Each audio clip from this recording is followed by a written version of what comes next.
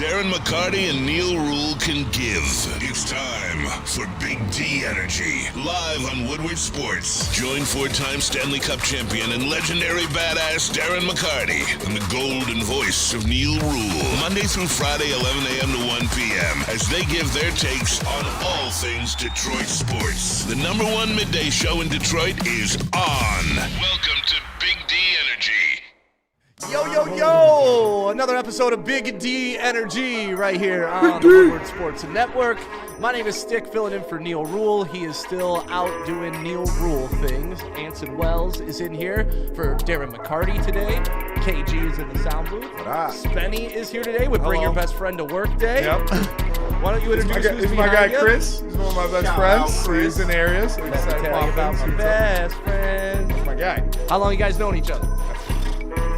17 years. Solid. Wow. Nice. That's a real friendship right there. Oh, yeah. And he looks like he could throw some hands if needed. Oh, yeah. Oh, yeah. Yeah, I would mess with him. I would have messed with He's him. like, this guy knows me. He's like, oh, yeah. Well, thanks for coming in and seeing Spenny at work. If you don't know, your friend has developed into probably one of the most pivotal people here at the network, so you should be very proud of Real your boy. talk. Very proud of your boy. I'm just a man. Yeah, I'm just a man. A bitch. Oh, man. We'd prefer it, actually. Yeah. Spenny's got a cut to you. Lots of stuff going on today. I mean, we got to get in. Anson's here. People were calling for him yesterday after the news broke. Mr. Sparty. He got some splaining to do, Lucy, because we'll get into that later, but I can't wait. I don't want to get you going now. We got a whole hour and 58 minutes left. I need you locked in for a little bit before you go off the fucking rails. Do any of you guys wear just a robe and go and drive places? No. On 59 today, it's cut in half because somebody gets in a car accident, and there's this 50-year-old woman in a green robe. Okay, at least it was no clothing. It's not even tied. Her belly's hanging out, titties half covered. What are you doing leaving your house in nothing but a robe? Like, you could get in a car accident. Remember the Lions coach who used to go to Wendy's naked? Yes, naked, bro. Yeah. Wild. Yeah, well, hopefully she's hairy. You know. Hopefully she's here. It's cold out there, KG. I'm looking out Kinda for nice war. today. No, I love a Sun's out good bush. today. I love a good forest. Poking You through do? the fabric? Yeah, no. Oh, hell yeah, dude. I'll go through the forest. Oh, yeah. Nothing wrong with that. I'll go through the forest. I mean, now. I don't prefer it, but I'm not good. Poking through the panties a little bit? No, Give it to me. a real man. Come on. This is all allegedly and for comedic purposes. Yes. Oh, yeah. Give me that soft landing, dog. All right. Well, we learn something new about our friends every single day. Real men get in the bush, man. I'm sorry. I mean, mountains push is one thing. Come on, okay. We got other stuff to talk. Tyreek It's going to be a fun 2 hours, gentlemen. Yeah, Tarek Skubal wins his Tariq- back-to-back Tariq- Cy Young. Tarek- Cy. Cy Young, back to back. And my boy Scott Boras cut a promo up there, didn't he? Do you have that video, Scott Boras? I do have the video. Peas Scott. on peas Translation: on peas. Skubal's not coming back. I could just save you all the trouble right now. He Skubal's did his not best Don King impression. That's what I thought. That's what it was, though, for real. Nailed it. Or Al Sharpton. Yeah, Like, man. Just rhyming a bunch of words together. Like, he gave me zero faith, but it kind of sounded like they want to be here, but they just know it's not going to happen. No, he wants to be where the money is, and the money ain't here. It ain't here. And then, of course, Dan Campbell and Spencer Raxer have something in common. We're going to discuss that today. That's on the prep. Okay. Traps? You made the prep, and you're looking like I don't know what the hell I'm talking about. I don't know. See what's at the very top? Oh, yeah, yep. That's true. That is true. See? We're going to get there today.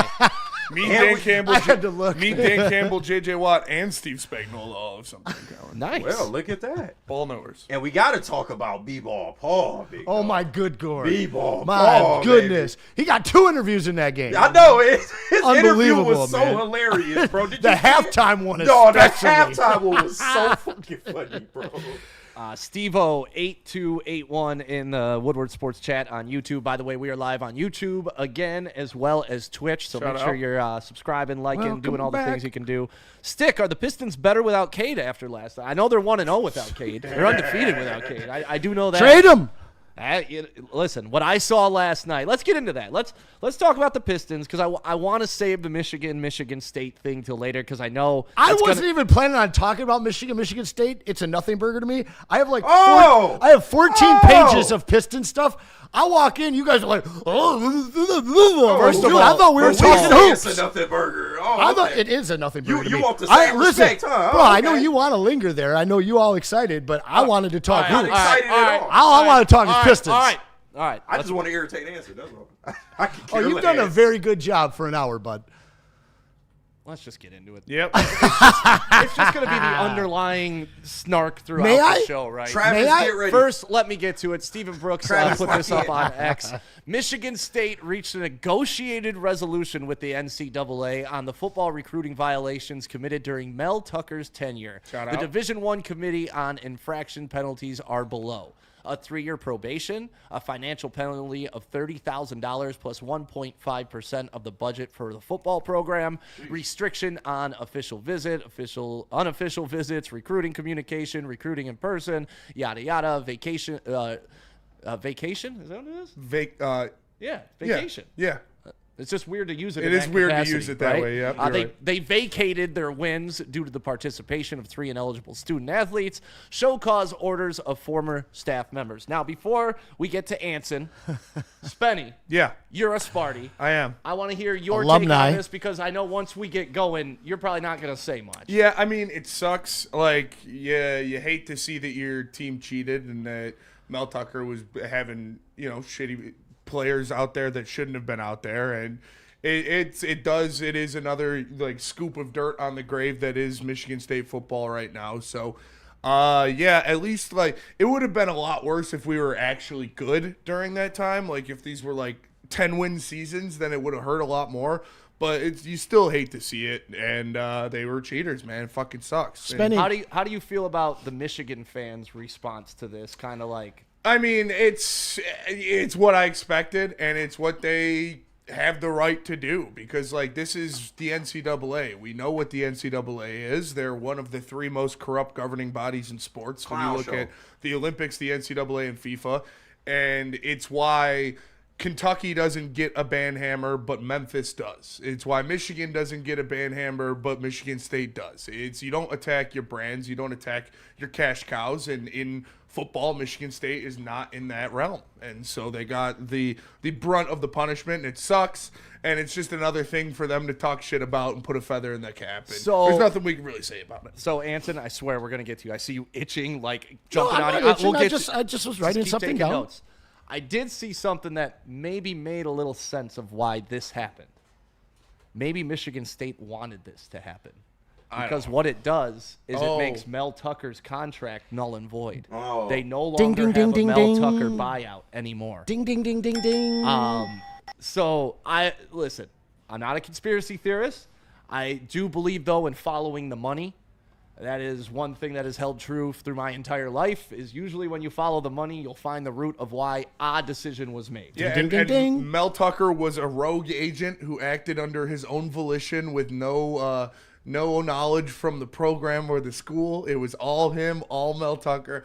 No, I mean, that you could see that. They, like a $70 million buyout or something they were trying to get out of. But it sucks, man. Oh, yeah, the Kenneth Walker game is not voided, Chuck Brewer. So- That was Oh, my it's not? No. that was my question I was going to ask you, Spenny. I got to be honest with you. Spenny put it so eloquently. Why? That's And why I then- went to him first. And then you double tapped and you crushed it. You said everything that I need to say. So I'll just say one last thing. I have an older brother, and I'd Michigan. I'd do something really bad, not get in trouble for it, and then he'd do something far less worse, and he'd get absolutely owned by my parents for it. And that is some little brother shit. Like, if you drive home and your buddy drives home and you're equally absolutely hammered and you both get pulled over and you know the cop, so you get to go home and sleep in your bed, but he doesn't know the cop and he's in jail, do you laugh at him the next morning? Michigan fan does. And so this is a nothing burger to me. This is actually, I've enjoyed this. How could it be a nothing burger? Because to you, though? like, after the Spenny soapbox you stood on about cheating. Spenny said it. and- Spenny said it. Spenny said it, bro. Like, What? Matt called it. why does... Go ahead, KG. No, that's stand on business, man. Go ahead, man. Go No, ahead. but Stand on honestly, business. why isn't Michigan State held to the same morality as you held Michigan to for the past We couple were just years? held to the same morality. Okay, No, I'm talking we were in your held to world. it. We were The held to NCAA it. the No, we've NCAA been did, held but to it. you don't. We have been held to it and mercilessly persecuted anytime we mess up. And whatever the mainstream media is that runs this state and college media, when it's Michigan State, oh, it's triple coverage. It's double down. When it's the rival in state, it's kind of brushed off and they don't talk about listen, it. This to me, we work for a perfectly media network, but right? this perfectly defines the relationship between the two.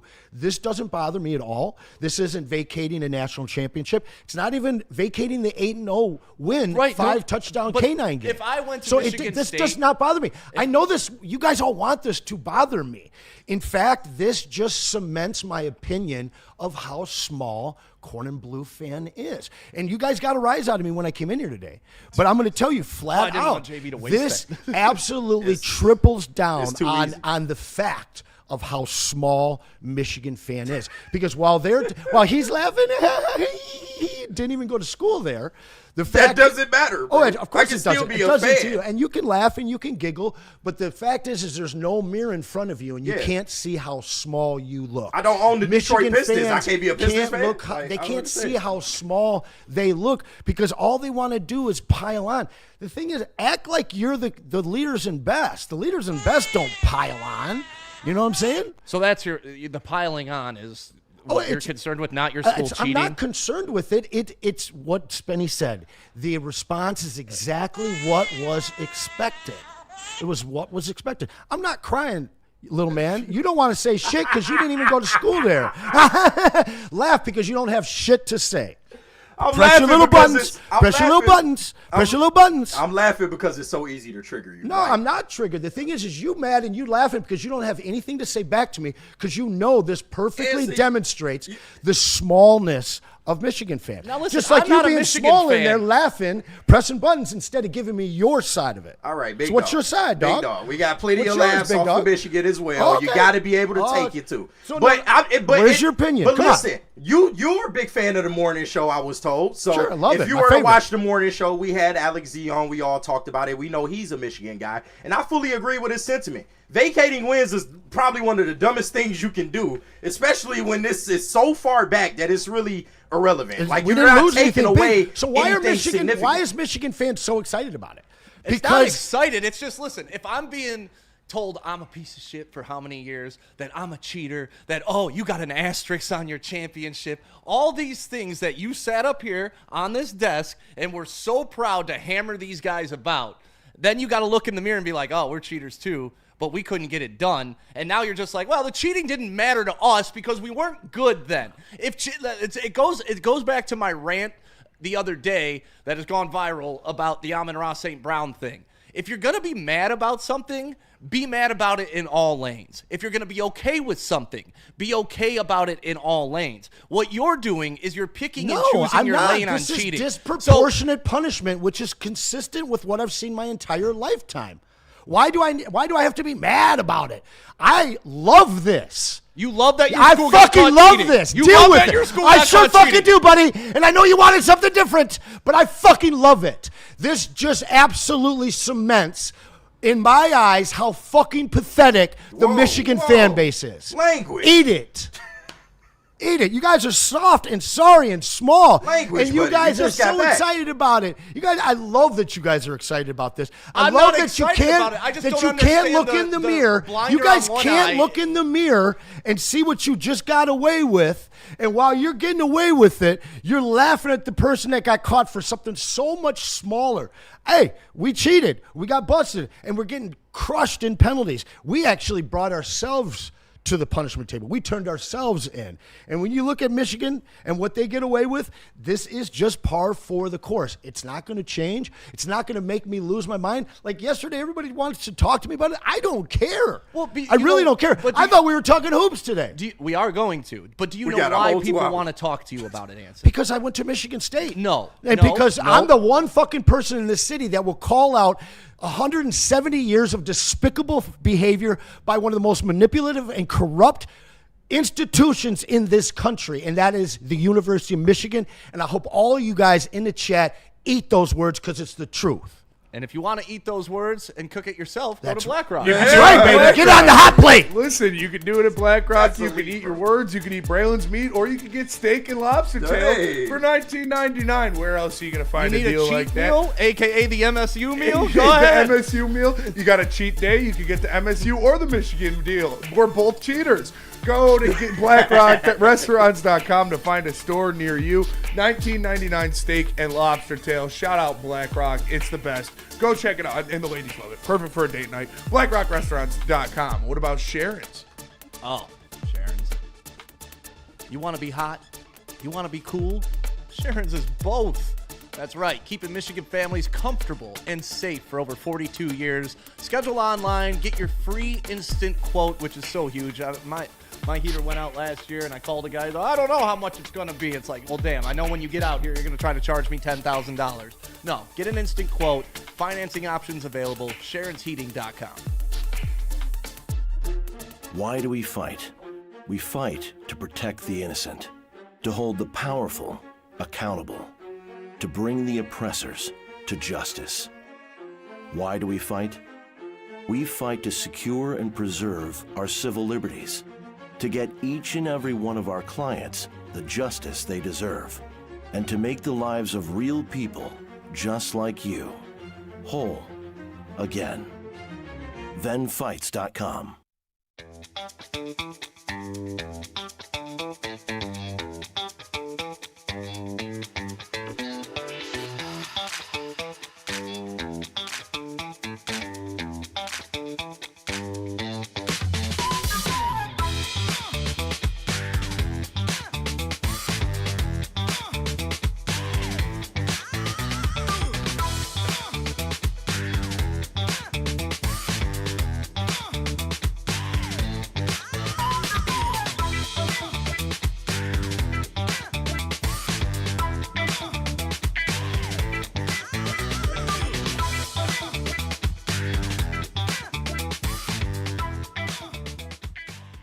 Planet Fitness has locations all over the world and 50 right here in Metro Detroit. So if you need to go work out like Spenny does every day, is it leg day? What day? Back. Back day for Spenny. Get your back right. Attaboy. And I saw a funny meme. Every workout routine is a low back routine if you're doing it wrong. That is true. Planet Fitness, they got people there to guide you and help you to make sure you're doing it right. So make sure you find their locations, pick up that black card, enjoy the spa, the massage chair, and all that good stuff. Planet Fitness, where your fitness is essential. All right, welcome back to Big D Energy right here on the Woodward Sports Network. My name is Stick, filling in for Neil Rule. Anson Wells is here, filling in for Darren McCarty. KG, Spenmo Rax. Chris left. He's just done. Did he go run an errand? Is he coming Yeah, back? he's got to go back to work. Oh, Yeah, he he was- was to stop by. Yeah, he was just in the area, so he felt like he could stop in. Good to see Shout your out friends Chris, here. man. Yeah, it's Now- my guy. I stood up in his wedding. Oh, Nice. Yeah. I got a couple super chats I want to get to before we hang on to this MSU Michigan conversation, which we're only going to do for one more segment. Then we're going to put it to bed Right. and talk about the Pistons. He's down. All right, and then the line. So we got you covered, but we need 12 more minutes of this. Just bear with us. Sideless in the super chat, $5. Get ready for James Franklin to roll up playing Houdini on the speakers.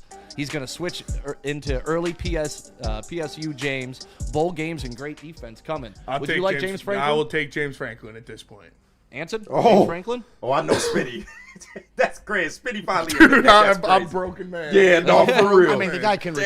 recruit. The guy can recruit, and considering all the stuff that's stacked up against us at this point with the violations and restrictions, you got to get somebody in here that can get some attention from the prospects. It's either that or you do what Michigan did with, a Sharon Moore. Like, hey, This guy's going to serve time while we're getting screwed with. Yep. And then we go get the real guy. Like, Yeah. I'm still not convinced Sharon Moore No. is who Michigan wants moving No, forward. he lame duck. And then we got Michael Weary with the $2 super chat. Just Shout out admit it, Weary. both U of M and MSU were wrong, period.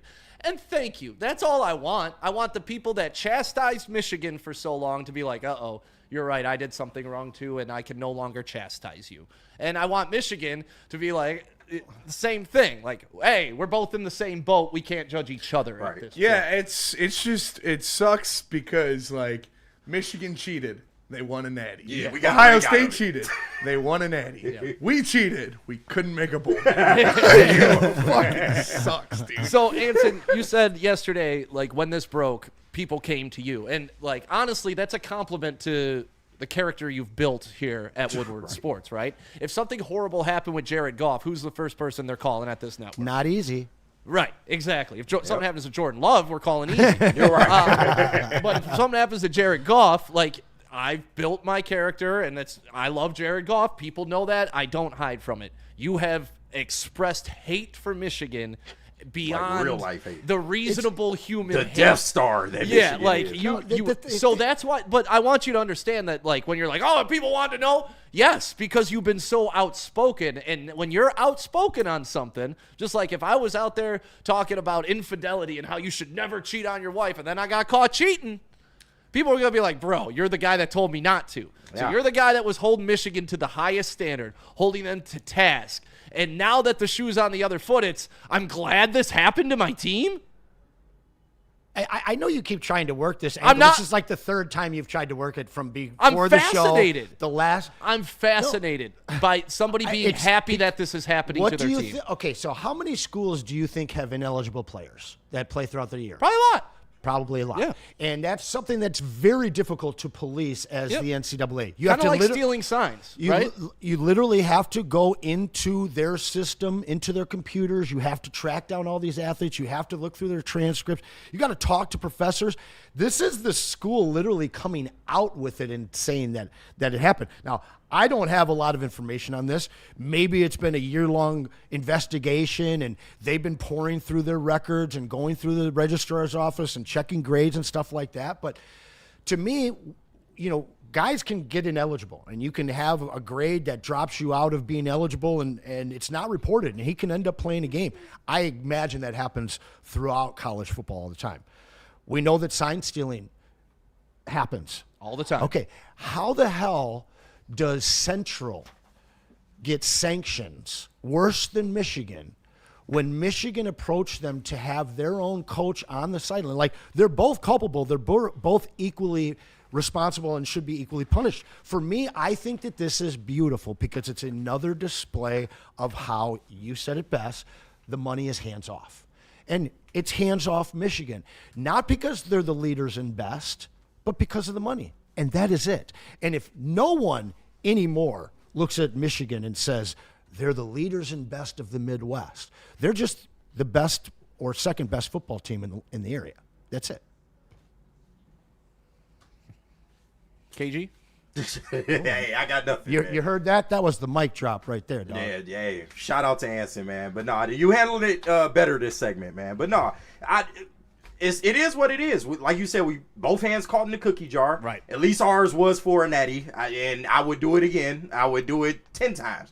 But in this case, I mean, it's stupid, man. Vacating wins from such a stupid era in their school's history anyway. Stick said it, though. Yeah. Stick said it, though. This is proactive. This is proactive. And that's why I think this is Michigan State pulling their own card. Like, I honestly, This is the only play they had. I mean, what else they gonna do? it's costing them $30,000 per player or $64 million for Mel Tucker. Yep. You decide what you're going to pay. Exactly. 1.5% of football budget or $65 million. What do you think they spend a game up there, Spenny? On the football budget? Yeah. I'm not sure, but we can liquidate all of it and focus it on getting Izzo a second. Do you think it's Hey, more, do you think that's it's my more guy or right less there. than 1.65 million? Less. A lot less. So, once again, Michigan State, I think, threw themselves on their own sword here.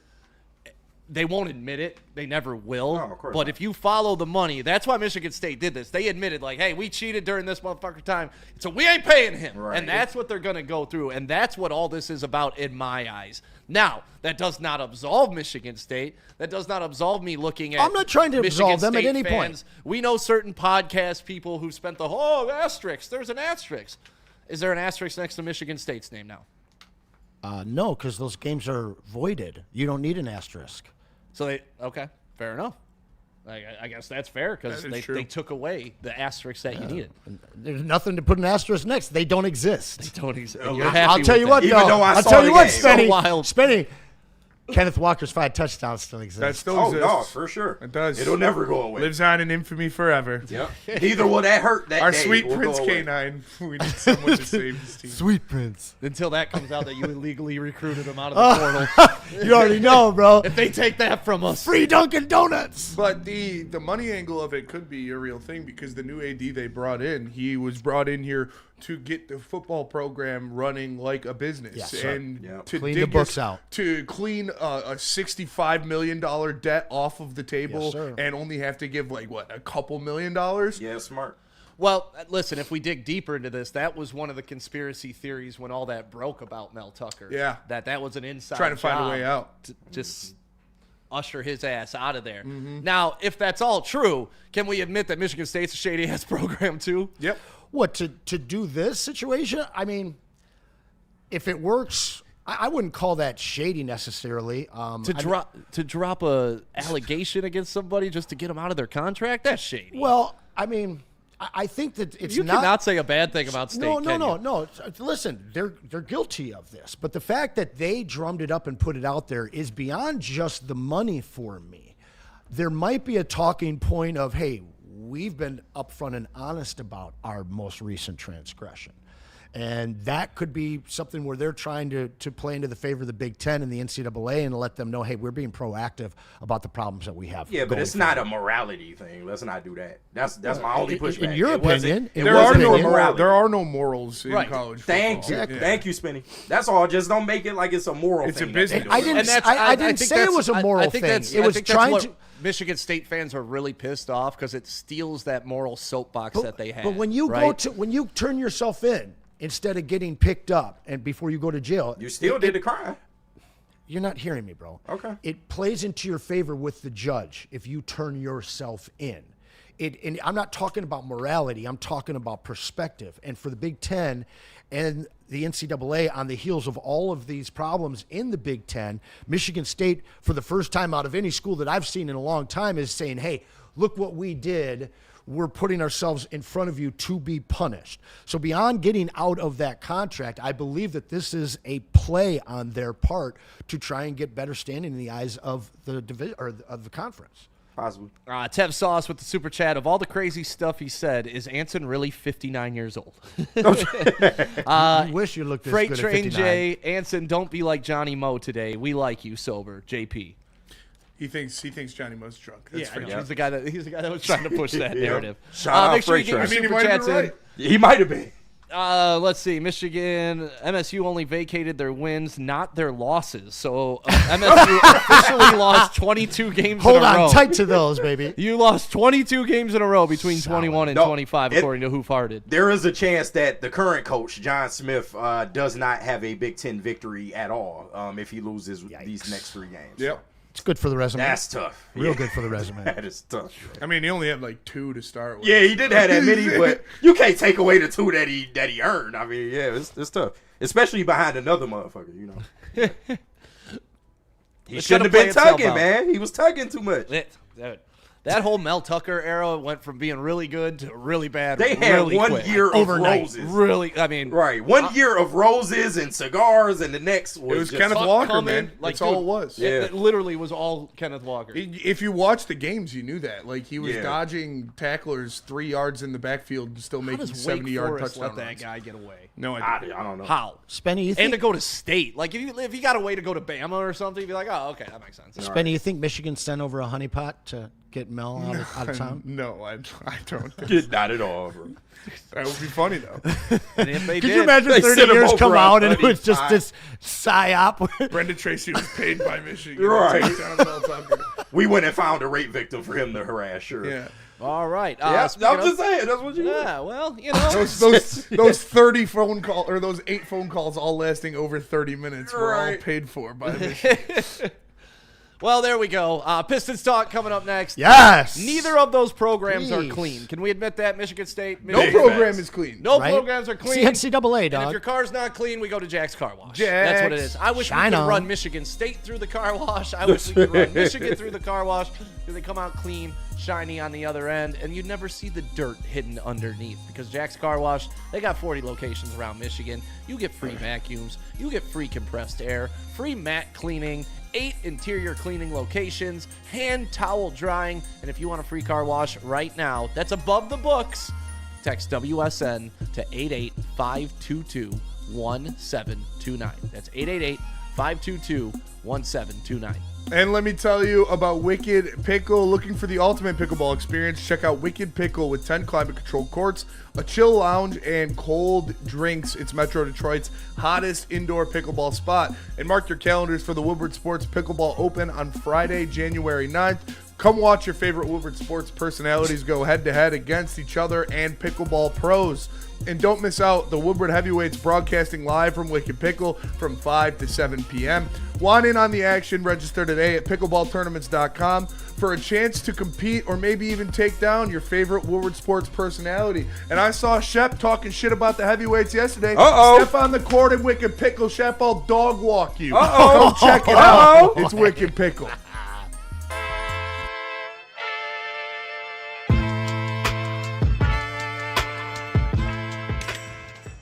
Hey, Tony, what's up, bro? Same circus, different clowns. For sure. You want the usual, the big zip? You know me too well. Oh, I threw a little something extra in there for your ma. oh Hope man. she's doing all right. Ay, guy, sei un santo. Ah. You're a saint. All right, buddy, we'll see you next time, okay? Grazie. Walk into any Lady Jane's Haircuts for Men today. Open 7 days a week. Sit back, relax, and enjoy precision haircut, scalp massage, hot leather neck shave, and hot towel treatment from one of our talented stylists. Step up your game this season and take advantage of our $20 haircut special. Scan the QR code and get your coupon today. Lady Jane's Haircuts for Men, the ultimate haircut experience. Open 7 days a week. Walk-ins always welcome. Lady Jane's Haircuts for Men. It's wicked awesome. You got all Sunday to gear up for Lions football, Sunday night football. You know what you do? You belly up to the bar at Art and Jake's about 12:30. You start sipping on some cocktails, and then you fill yourself with some of their delicious food all day long because you got to have the food, the hydration to get you through Sunday night football. But you cannot have a better game day experience than at Art and Jake's. You want to check out the food that I'm talking about, you want to check out the beer I'm talking about, and you want to check out all their locations, make sure you download their mobile app right now. It's available in Apple or Google Play. Well, your tweet kind of blew up this week, eh? Which one? That was the point. R.I.P. That was the point. Yeah, we had a good time with that. Baby, just kill the club. Dude, the good news about not being racist is everybody calls you a racist when you have a racist, in their eyes, statement, and then it's just like, it kind of wears off the meaning of the word, right? Like after a while, it's just, okay, cool. Because we disagree, like so. Either think way, fascism and racism let me have been address dumbed that down though. big time. Like, three things happened, right? I put out that clip for RIP, goes viral. Donald Trump appears on Pat McAfee. Pat McAfee gets ripped to hell on social media, just like I got ripped to hell on social media, just like Amon-Ra got ripped to hell. Pat McAfee and Amon-Ra handled it 2 different ways, though. Yep. Amon-Ra St. Brown went on his 33 and a third podcast with his brother, and he apologized if he offended anybody. I was expecting Pat McAfee to walk that company line and do the same thing. Oh, no, he come did on. That's not. Pat, bro. He did No, not. listen. Since Pat signed with the Mouse, that hadn't been Pat. He hasn't paid up to his bet for me. That He's is factual. ghosted this entire city. That is factual. So, like, I lost a lot of respect for Pat McAfee, for Foxy, for everybody that works there who were in contact about doing a charity event here Yeah. because of what they lost. They lost a bet, put it on social media, and would not pay up. Fair enough. So I lost a lot of respect for these guys, thinking that they lost their nuts kind of when they signed with Disney. Yeah. Because they couldn't pick where they went. They had to Right. clear it with a bunch of things. And it became like a situation where we can pick up and go anywhere we want at any time right now to, well, wait, we got to check with the big boss. And, oh, this isn't sanctioned by Disney and Check with the ESPN, so mouse. we can't come to Detroit and honor our bet for charity with TJ Lang's stick and the rest of the city. I digress, though. I lost a lot of respect for that entire show during that. I gained a lot of respect yesterday for Pat McAfee, the way he stood on business and stood his ground about protecting his brand. And whether you agree with him or not, I like people that do that. And, you know, he took it as if you booed and you didn't like that the commander-in-chief was on the show during Veterans Weekend, you hate the troops, is what he said. Oh, God. Now, I think he took it over the top with that. Yeah, but, boys. like, I didn't expect him to go off the top rope like that. And he even gave the FU to people at the end of the Yes, he show, did. too, which I was shocked. So, Amon-Ra St. Brown apologizes. Pat McAfee doubles down. I'm here in the middle with mine saying, just everybody be consistent. That's all I ask out of anybody in life. Consistency is not existent over the last 5 that's all. years. Like, if you were cool with political, then you got to be cool with all political. If you right. don't like political, then you can't like any political. That's how I roll. I'm a black and white guy. I'm a Sith. Very much so. But there we go. Let's get to the Super Chat. Jester Crew, I never say this, but can we talk Pistons now? No. Y'all ain't want to talk Pistons before. No, y'all don't watch basketball. I was That's told. true. That's what they told us, KG. And then Wow. Shad 216, let's wrap this shit up and talk Pistons. Ooh. Shout out, man. So who watched the game last night? I did. Yeah, I did. Okay, see, I had all these people. I didn't watch it. I'm not going to watch it because the stars weren't there. It's going to be ugly. What I saw last night was probably the most important victory that you will watch all year long until it gets down to like April and obviously into the playoffs. What I saw was a display of a premier basketball franchise in the NBA today. An organizational success, a success after success, the depth, the across-the-board belief and attitude. Cade Cunningham went up to Blaha recently, and he said, I just heard this is your 50th season. Blaha said, yeah, it is. He said, we're going to do something really, really special for you. Watching that game last night, I've watched a lot of OKC games over the last couple of years. You guys know that I'm a big J-Dub fan. And I've seen games where they sit their big three, Chet, SGA, J-Dub, and these guys come out of nowhere. What is it? AJ Mitchell, Lou Dort, Kason Isaiah Wallace, Joe, yeah. Isaiah Joe, Andrew Wiggins, and they smoke teams. 1 through 15. When they get on the court, whether you're third, fourth string, like we saw from the Pistons last night, there was no let up on defense. Not at all. They were switching. There was no let up in intensity. There was no let up in execution. There was no let up in belief. Honestly, this team's going to the finals.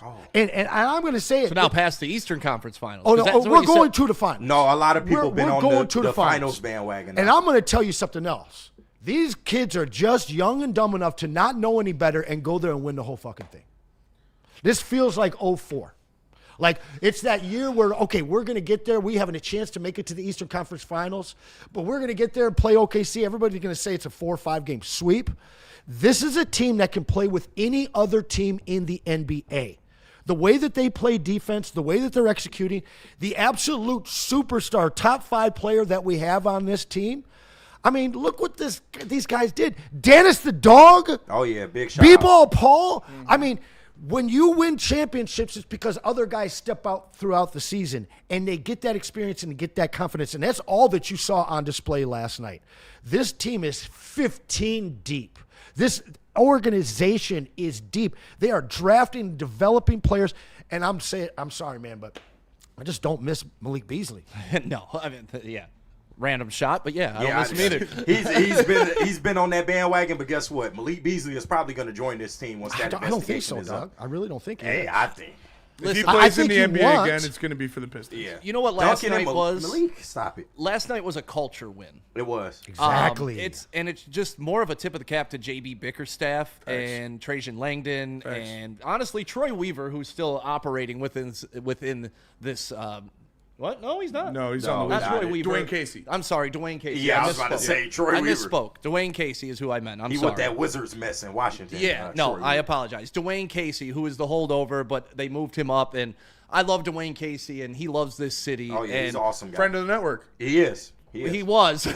No, he still is. We're working on that relationship Still again. is. Either way.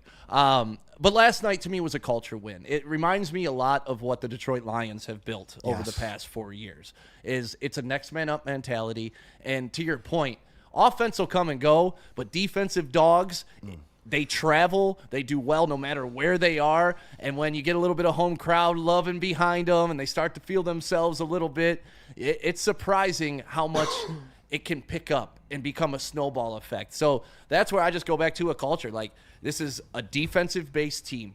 You will not step on the floor unless you can guard the ball, and that frustrates a lot of teams in the NBA, especially now, because not many teams have that mentality anymore. And it's going to take a team pretty much winning consecutive, if not 3 championships with strictly defense to reset the league all the way back to that point.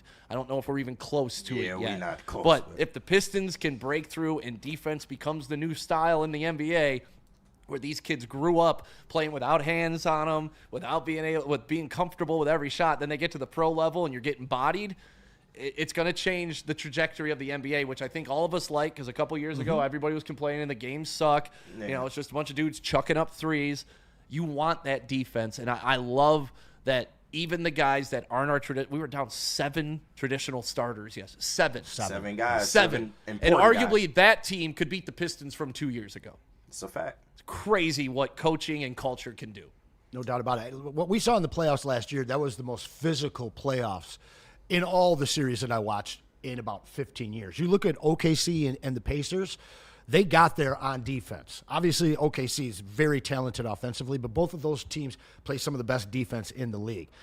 Detroit, they're right on that. I do think that the NBA is actually helping guide the game back to a more physical and defensive brand of fans basketball. wanna see. That's what people OKC love. has already kind of changed that Right. trajectory. 100%. That's why I 100%. said multiple championships, Yeah, right? yeah. Like, you can win one way like the Pistons did in 04, right? But that wasn't the way of the future. You know, Right. nobody was like, but if the Pistons would have won back-to-back and then 3 maybe, would have been like, it'd be man, this is different. what we got to do to compete to win. They were the end of the era of defense. Oh, yeah, well, they in changed my the opinion. rules because of it. absolutely. I mean- And I do think they were coming back. But I got one question after I watched that game, and it's been a question that's been brewing over the last few Pistons games. When the hell did this team figure out how to close games and win games? Because that's what we saw in the second half last season when they were on that win run. You know, when they had an off night and things were close, they would dump some games. Obviously, got some big shots. Jay Ivey hit some. Malik Beasley hit some. But this year, like last night, they were down or only up 1 with about 4 minutes left after they had blowing a blown a 23-point 20. Yeah, but then they still put their throat on their necks, and it wasn't because they brought in Cade and Durant. It was because they brought in Ron Holland and Karis LeVert. I mean, this team is so damn deep. They honestly are the one franchise that reminds me most of OKC right now. I can't speak to last night, but the difference has been Cade. It's been Cade limiting turnovers, and it's been Cade showing up in the fourth quarter. KG, you know, what was my biggest knock on him last year in the playoffs? Close games. closing You're the games. star, close games. And what has he done this year Fourth through the quarter first Cade, 12 baby. games? Oh, yeah. Just absolutely taken over. Michael Weary in the $5 Super Chat Shout on out. YouTube. Shout out to everybody on YouTube again. It's good to be back. Make sure you're subscribing on Twitch as well. If all of our teams would adopt the Lions mantra, grit, and the Pistons showed real grit last night. Honestly, grit is now, I think every team has mentioned it. The Gritty Tigs, the Pistons have talked about grit in their post games. But Wings, have the Wings really mentioned grit much, Benny? I mean, yeah, hustle and grit and stuff like yeah, that. They here talk and about there. it. But I've said it often. The closest thing to the Lions in this town, if you want to see who's really modeling themselves after the Lions, Tell 'em. it's the Pistons. Talk to 'em. They're like flat out, man. And you're seeing the maturation process. Sorry, man, I ain't going to go too long. Man, I know we got a break. But no, you're just seeing this team mature. JB said it last night. That was an identity win, sir. man. And it felt so good. He even cussed at the podium. But it was so good to hear him say that because you are just seeing these kids go from young players in this league to becoming very, very hungry veterans, man. And it's a beautiful thing to see, man. This team actually has an identity. You know what last night's win also does? Puts JB Bickerstaff in the conversation of Coach of the Year. Absolutely. Is he going to be the first one to win in this town? He should could be be. about 3 already. He could be. Could be. Don't let the Pistons get a top 2 seed. Everything is on the table. Cade MVP, Coach of the Year for JB Bickerstaff. I'm telling you. Ooh, talk to him. Man, would the NBA love that? Who knows? Tell us about Gold Crown. Hey, man, if you want to take your chill game to the championship level, you're going to do that with Gold Crown. You know the slogan, it's smoke like royalty. Gold Crown is a Michigan brand through and through with some of the finest cannabis products in the game. Whether it's their Crown Jewel gummies packed with flavor and effects that'll keep you vibing, or those infused Jester pre-rolls that hit harder than Jack Campbell, Gold Crown is all about giving you top shelf quality without the royal price tag. All rise for the reign of royal highs, only with Gold Crown. What about out-kicking your coverage, Stick? You want to talk about a cool contest that we do here at Woodward Sports? We're the only one doing it because we're the only one with enough balls to ask you to post a picture of you and your hot-ass girl so we can judge if the difference is big enough for you to go see Detroit play New York on November 23rd. Awesome, awesome, awesome, the amount of people entering. And you know what? Just tell your girl, I entered us in a contest about you being hot. And she'll love it. She knows that you think she's hot. She knows that you're putting it on the line for her. And I love everybody that enters the contest. So if you know somebody, you are somebody, and you want to enter the contest, take a picture of you and your superior-looking partner, put it on X or Instagram, hashtag WoodwardOutkick, and then tag us at Woodward Sports. Sharon's Heating and Air Conditioning sponsoring it. So please get involved in this. And go check out, if you're online right now, go check out the entries. Pretty fun to do this. Green M&Ms. How do people feel about getting a Planet Fitness membership for $15 a month? How do they like working out in a clean and spacious gym that's filled with equipment for every workout? And how about free fitness training in the judgment-free zone that leaves them feeling energized all day long? Join Planet Fitness today with the free PF app, online or in club, and start getting that big fitness energy for $15 a month.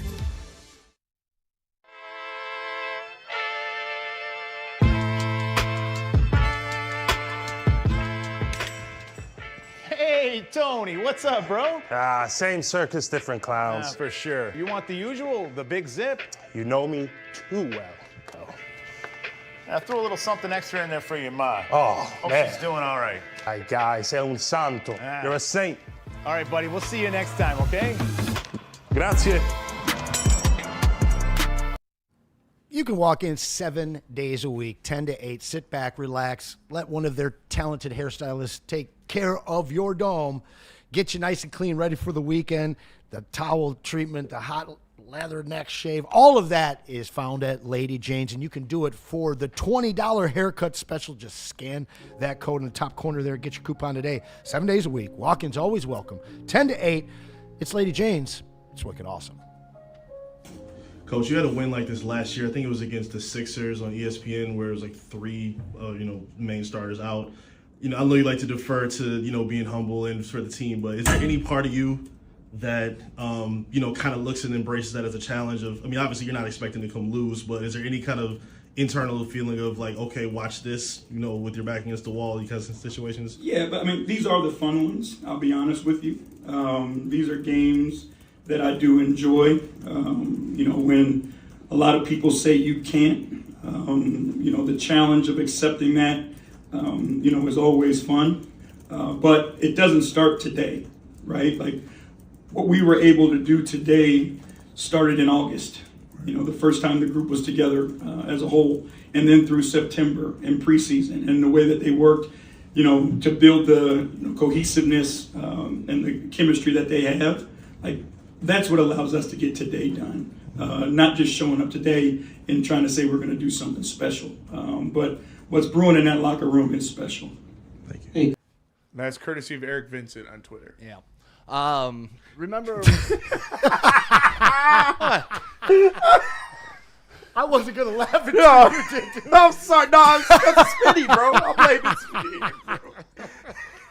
shout out to JB Bickerstaff for getting the boys ready to go. Like you said, It's your tone. It was such an impressive win last night because not only did a guy like Dennis Jenkins go out there and put on an absolutely beautiful Dennis the performance, dog. which I'm saying Dennis the Menace. That's not bad. He's earned rotation minutes. He has earned legitimate rotation minutes with how he's played the past 2 games. You saw a guy like Duncan Robinson who was brought into the system from the Heat culture, so similar kind of thing that the Pistons are trying to build here, but he immediately bought in. He was playing well. He ended up fouling out, but part of why they got that lead back was because they brought Duncan Robinson in when he only had 1 foul left to give. He knocks down 2 threes and then fouls out, and everybody was like high-fiving him when he's walking out of the game I'll and trade stuff. 6 points for a foul every time. Exactly. So shout out to those guys. Shout out to Paul Reed, man. He was putting on a show. It was awesome. Spenny, I love something that you said because the biggest problem I've seen with this team was that secondary ball handler beyond Asar with Ivy on the shelf. Dennis going to make us forget about Dennis, isn't he? Yeah, I mean, absolutely. The way he was getting to his spots, running the offense, distributing the ball, knocking down open shots, it was impressive. And obviously, when we have our full complement of players or even a couple more players, you're not going to have Dennis holding the ball for 22 seconds and then hitting up a long 2. Sure. But it's what he had to do last night, and he was knocking it down. So it was good to see him, and it's good to see that this is a guy that can go out there and run the offense. He plays defense. He hustles. He gets rebounds, and that's going to give him playing time under JB Bickerstaff for sure. And he was the floor general for the team last night. Yes, he was. It wasn't Duncan Robinson. 12 Duncan Robinson was the first option. Dennis was the leader on the floor last night. And that, to me, beyond, like, I know you've been a fan of him. I watched a lot of him in the Summer League the last 2 years. I can't believe his game came together the way that I've seen it over the last week. But beyond just having the ability to execute at a high level the way he has, especially in the last 2 games, is the leadership on the floor, man. I don't miss Dennis Schroeder all of a sudden. I'm not worried about trying to pick up a backup point guard at the deadline. The only thing that ails this team is that true stretch 4. No, and that's the position that he needed. And Dennis, shout out to him, bro. He had all the tools all along. The offense just had to kind of match what everything else he can do on the floor. But that's a position that the Pistons needed because Asar's been great as the backup, primary ball handler when Cade has to sit. But you might not want to stagger him all the time depending on game and situation. So to have somebody like a Dennis Jenkins right there that can come in, not only can give you quick buckets, but can also, pass the ball around, run the offense, like you said, play defense on top of that. He had a couple steals last night as well. He has been great, man. Clutch He's shots, earned these minutes. And I'm just happy for the kid, man, because his work ethic is unbelievable, bro. That's one thing that I noticed about him from day one. And Chuck Brewer in there says he's taking Sasser's minutes in his opinion, and I agree with that. Yeah. Because Marcus Sasser, they want him to be that guy. They want him to be the backup point guard, to be a guy, but he's not really a point guard. He's a combo guard. Yeah. And he's undersized, and his defense isn't what we wanted it to be. And so for Dennis to actually be able to run the offense efficiently, which is what Marcus Sasser is an undersized isolation scorer. And that is a good piece to have, but when you need a backup point guard, you're looking to Dennis more than Marcus Sasser. And even beyond what they did on the court last night, like I think what JB Bickerstaff brought up in those comments about how this is formed over the offseason and these guys would shoot around. And, we talk about it all the time. Team cohesiveness means so much to people. If you're playing comfortable and you're playing for the guy next to you, D-Mac would be the first to tell you. Yeah. Like, if you got a team that's playing for the guy next to you, the things you can achieve are greater than one individual alone. And I know it's all like sports cliche and it's just kind of like waxing poetic about what it needs to be, but it's the truth. You cannot have a successful team if you have dysfunction within it. Now, the Eagles are kind of proving my point a little bit different, but that's a whole different sport. On a basketball court, and you saw this, 2 years ago? Cade and everybody went to the playoffs, sat together just to watch the atmosphere, and you could tell that they were building that camaraderie. They were building that family-type atmosphere. Summer League, all 12 guys in Vegas. Exactly. Not just like, I'm in Cancun. You know who else does that? OKC. And that's what winning programs do, That's right. They support people coming up. Because now you saw Cade and everybody on the bench Oh, last yeah. night. Oh, yeah. And that bomber Sitting jacket. on the bench, dejected. They were up. They were cheering. They were coaching. They were involved. Yep. And that's where you see the next evolution. And to me, that's what really excites me about last night too. And that was a point in the offseason that these guys spent at some like capacity every day of the offseason together. Yes, They were all hanging out. They were all doing trips, going to Italy and into Europe and stuff like that. And these guys were all together for the whole offseason, building that camaraderie and building that team even more. And again, that is a credit to JB Bickerstaff and what he has done, bringing this culture up and taking it from Monty Williams to what it is now. And just acquiring awesome. like-minded people, Yes. right? Like guys that he knows too. He knows Duncan Robinson. He knows Karis LeVert. He knows these players, and he knows what he can get out of them and when he can call on them. I want to ask a question before we get out of here, but I want to bring up something first. I know you were a big Alex Sarr guy, and you were also on the Modest Bozelis train. Yeah. I think we wanted Modest kind of, I think a lot of us were kind of shocked by Ron. I wasn't a fan of him last year. This year, I've done a 170 on him. I'm not going to say the 180, the 170. But did you see Holland and Modest matched up last night, chirping at each other? That was fun. That's going to be something we're going to be seeing for some years to come. Absolutely. That's a rivalry that those guys have. Obviously, teammates with the G League Ignite, drafted right next to each other. They're going to be chirping each other for a long time. That was pretty cool. How's Sarr doing? I haven't really kept up. Sarr's actually been pretty damn good, really man. good. He's been a lot better than I thought he was going to be. Mid-range kind of going a little bit. Yes, you were definitely right on that it's one. It's always nice when your guys turn out. I was right about Halliburton, too. Yeah. So my question to this one, I want to hit it to the chat as well. Where does this team, the 2025-2026 Pistons team, rank for you all time? And I will answer first. This is my third favorite team ever. This ranks over the 1990 Pistons. Oh, the championship Pistons? The hornless, non-bad boy champion Pistons. And I love that team. Don't get me wrong. I love me some 007 Vinny in Portland. But this team, we've never had high flyers like this. We got like four of them. Four guys that can dunk as good as Grant, who was our best, guy that could fly high ever. But they played the brand of basketball we've come to love and expect from our great teams here. You got the superstar with the moxie like Chauncey, like the moxie like Isaiah. Hell, even JB, man, how the hell do you not support that guy? I can't say team-wise Still by very year. early in the season. Yeah. I could say era. Right? Like, this is in the top three eras. Well, you had the Bad Boys for era. sure, the top three era. Because to me, the going to work era didn't start in 04, right? It started with before that. The John Barrys of the world. Yeah, It was 02. Yeah. John Crotty. Second round exit to the Celtics. 3 Mills. So, that's where team, I'd have to really dissect it because I like the 03 Pistons. I love that team building into the 04. Did I love them especially more when they got Sheed? Yeah. Did I like them the next year? Without Memo, that was what hurt me. Without Memo in but it was 05? Sheed or Memo. Pick your poison, right? And then the next year when McDyess came, so if I had to go year by year, I'm not sure where this team falls, especially since it's 12 games into the season. But if we're talking playing style and conceptual, I will say this is obviously part of the top 3 eras of Pistons.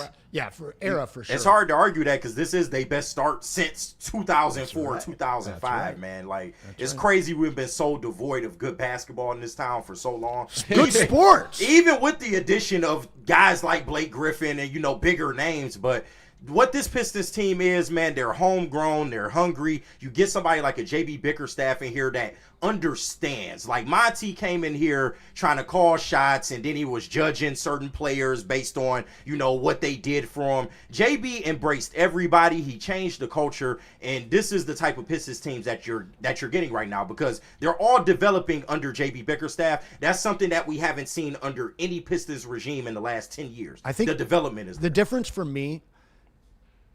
Going to Work had 2 guys we drafted, Memo and Tayshaun. Yep. Everybody else was a forgotten piece, somebody's cast off, which was really fun.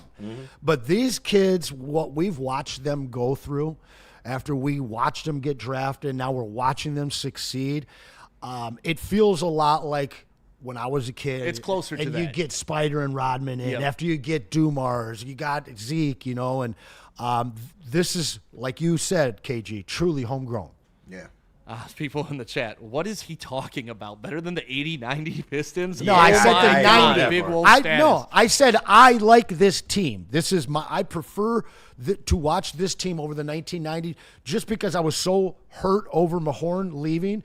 And this team, I don't know, you maybe haven't been watching, but this is one of the coolest teams to watch as a Pistons fan ever. But it's just tough to say a team that won a championship. You're enjoying this 12-game stretch more than a championship? I am absolutely enthralled with this young team. I love Duren. Sarr's my favorite player on the team, and how you can't just absolutely keep your eyes on Cade for all 48 minutes, I don't know. This team is just so sexy and fun to watch. Yeah, I agree. I just won't go as far as saying they're the top 3. I said, I'd have to go back They trumped year the by 90 year. squad for me. And when they make it to the finals, Right. you guys will have them in your top 3 too. Hey, and Grim in the chat, I see you, man. Tyloo Smith is also solid, man. Yeah, he had a nice night. We show some love to nice Tyloo night. Smith Yeah, as he well, played man. well. You know what else is nice? Loom. Oh, yeah. Man, you know what's really nice about Loom? You can go on their website right now. You use that promo code, you're going to get the discount. You can get 2 zips for $40, and if it's your first time, they're going to give you another zip on top of it. Listen, if you're new to them, they got that sweet deal for you. 2 zips? $10. Join their loyalty program, and you get a free shake ounce on them. That's what I just told you. That's right, a whole free ounce is trying it out. Head on over to loom.com and make sure you put in WSN30 to get that 30% off when you get there. Big injuries, big news. Twice a week, Dr. Jeff Pierce from Michigan Sports and Spine joins Woodward Sports Network for the Injury Insider Report. Big D Energy Tuesdays at noon. Braylon Edwards and Shep Thursdays at 3:30. Get expert analysis and in-depth breakdowns on the latest sports injuries from the man trusted by top athletes in the community, like D-Mac. Whether it's the Lions, Pistons, Tigers, or Red Wings, Dr. Pierce talks us through it all. Don't miss the Injury Insider Report with Dr. Jeff Pierce, your go-to source for understanding the impact of injuries on the games and players we love. Only on Woodward Sports Network. Scan the QR code on the screen or go to MichiganSportsandSpine.com to see if Dr. Jeff Pierce can help you. Hunting season is almost here, Detroit, and your Lions are on the prowl. Make sure you're locked into Woodward Sports for all the Dan Campbell reactions, Jared Goff touchdowns, Amon-Ra first downs, Penny pancakes, Kirby picks, Gibbs big plays, and of course, Jack Fox's leg. Stay locked in on all your Lions coverage right here on Detroit's #1 sports network, Woodward Sports.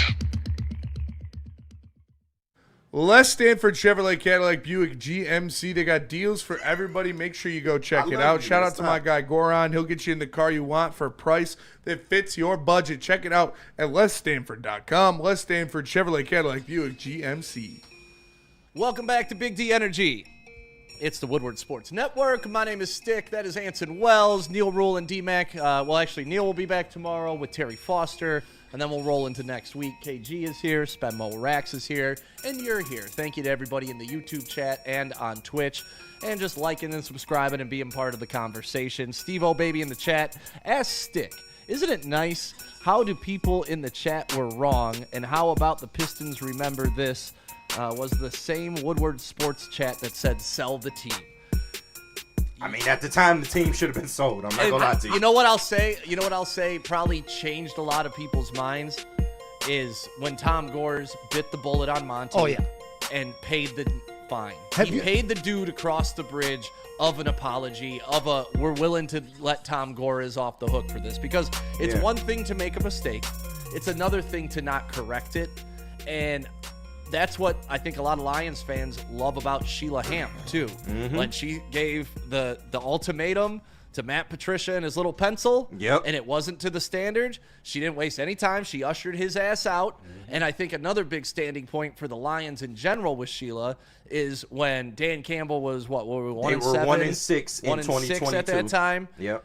She came down from a high, walked with out. the angry mob outside. Stand by our guys. I stand by the process that's going on. And ever since then, they have just been a fucking freight train. So, like, I will give GMs and I will give the decision makers time to correct bad decisions, because the only bad decision is one you stay with.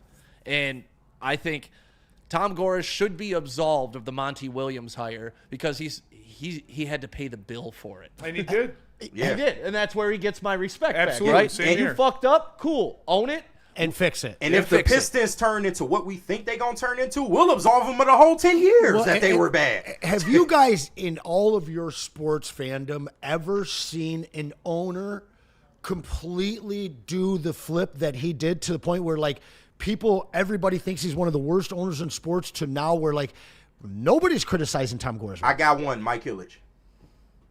That's fair. At the turn of the century? With the no Tigers? Yeah, with Yep. the Tigers. Yeah. Early That's on, fair. he was cheap, too. He didn't want to They spend. crushed him in the 90s. What happened with Illich and the Tigers is they put a salary cap in hockey. Yeah, well, so he couldn't spend his $200 million smart, in the smart, NHL. smart. Right, He's like, right. I'm going to spend my That's a $200 great million point. over here with the Tigers. Great But either way, he gets credit for kind of changing his philosophy and Yeah. then turning the Tigers into a Yeah, I winner. guess I don't have enough information on GMs and other markets to really have an educated opinion on that. I'd have to look at Normally you see it go the other way. Like you see like a Marge Schott who the people loved and then all of a sudden they absolutely hate them. And that's normally what happens to owners. They don't go from hated to all of a sudden, oh, we love Tom Gores. Throw some more T-shirts out, bro. It's the old Batman, you know?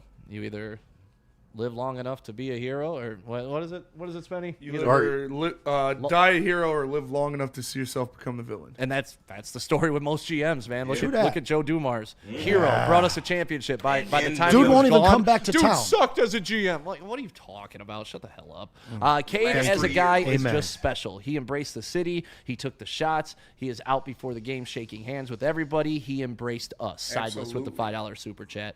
Amen. From the Draft day he night- was drafted. Draft night, put on those buffs, pointed at the camera. We were all excited. Right. It's taken 3 or 4 years to get there, but here we are. No doubt. And now we're here with the Detroit Lions. So let's get into Lions talk for the last hour here. Where do we want to go first, Spenny? I'll let you kind of dictate because we got either Jalen Hurts, Jared Goff. We can do what they need to do to beat the Eagles. And didn't you have some audio from Scotty Montgomery on JMO? You got Scotty Montgomery audio. You got Dan Campbell What you audio. want, baby? On, I run say the we go show. to I say we go to break and we come back and then we settle it up because we only got 5 minutes until the break anyways. So Okay. we'll just go to break and then come back with Lions. But first, tell us about Sun Cruiser Steak. Yeah, all Lions coming up next. And, you know, this Sunday, the official proud partner of the Detroit Lions is Sun Cruiser. So that means when you're watching the game, give the Lions good luck. Crack a Sun Cruiser, and they'll score a touchdown. It's on you, all right? If they lose, it's on you because you didn't do your job. Iced tea, real vodka. Go pick it up. Sun Cruiser. Why do we fight? We fight to protect the innocent, to hold the powerful accountable, to bring the oppressors to justice. Why do we fight? We fight to secure and preserve our civil liberties, to get each and every one of our clients the justice they deserve, and to make the lives of real people just like you whole again. ThenFights.com. Walk into any Lady Jane's Haircuts for Men today. Open 7 days a week. Sit back, relax, and enjoy precision haircut, scalp massage, hot leather neck shave, and hot towel treatment from one of our talented stylists. Step up your game this season and take advantage of our $20 haircut special. Scan the QR code and get your coupon today. Lady Jane's Haircuts for Men, the ultimate haircut experience. Open 7 days a week. Walk-ins always welcome. Lady Jane's Haircuts for Men. It's wicked awesome. Hey, get your weekly sports injury insights from Dr. Jeff Pierce of the Michigan Sports and Spine every Tuesday on Big D Energy and Thursday with Braylon and Shep on the Braylon Edwards Show, where he's going to share that top-tier advice to keep athletes in peak condition. And you guys know guys like Braylon and D-Mac trust him. He is Dr. Jeff Pierce. Learn more at MichiganSportsAndSpine.com or give him a call at that number you see there, 248-426-9944, or just hit that QR above my head. I never played there. I know it's hostile to say the least, but I think those are fun environments to play in, man. It's you get in those college football-esque games that like really bring the love of the game back, I guess. Not like it's ever gone, but you get that I don't know, like you're out there, you're 18 years old, you're in college, like fans are screaming, people care about its tradition, you know, like that to me it really invigorates my soul, and you go out there and Sunday Night Football too. So really, it's I can't wait. It's gonna be a blast. Did Campbell fill you in on how nasty it can get too, as far as the fans and throwing things and stuff like that? Yeah. He told us a few stories. Yeah, for sure. He told us a few stories as well. So we'll see if they hold true. Maybe back in Dan's day they were doing that stuff. I don't know if they're throwing whatever they're throwing at the bus, whatever he was. I don't even know. The best part about Dan Campbell, when he was talking about it, you could tell he was a psycho and absolutely loved Oh, it. yeah. Like, they're throwing batteries out, spitting on us, man. It's a great environment. Hey, FYI, Hutch, they probably still doing that. Oh, Yeah, yeah, they're definitely They still doing that shit. But you know what? Like, it's cool to see professional athletes admit there's levels to this shit, too. Like, they get jacked up for bigger games like this. And I always think about that. Like, these guys are the highest level performing athletes in their weight class their entire lives, right? That means in high school, they're probably playing in big games with packed stadiums. They go to college, they're playing in big games with packed stadiums. Then you get to the pros, and sometimes you go to stadiums like Jacksonville or look at what happened in Washington over the weekend, and your own fans don't even show up for you. So, like, I can see that kind of being a little mind fuck to these guys, but when you get a game like this where you know you're walking into a rabid environment, it's the defending Super Bowl champs, it's on the road, it's going to be a night game on Sunday night TV. It's nice to see that these guys still get that giddy little kid excitement about it. And honestly, I think that's a trait for the Lions in general, because when they were talking about J-Mo, when Dan Campbell was talking about J-Mo, just his love for the game, how he's happy to be out there.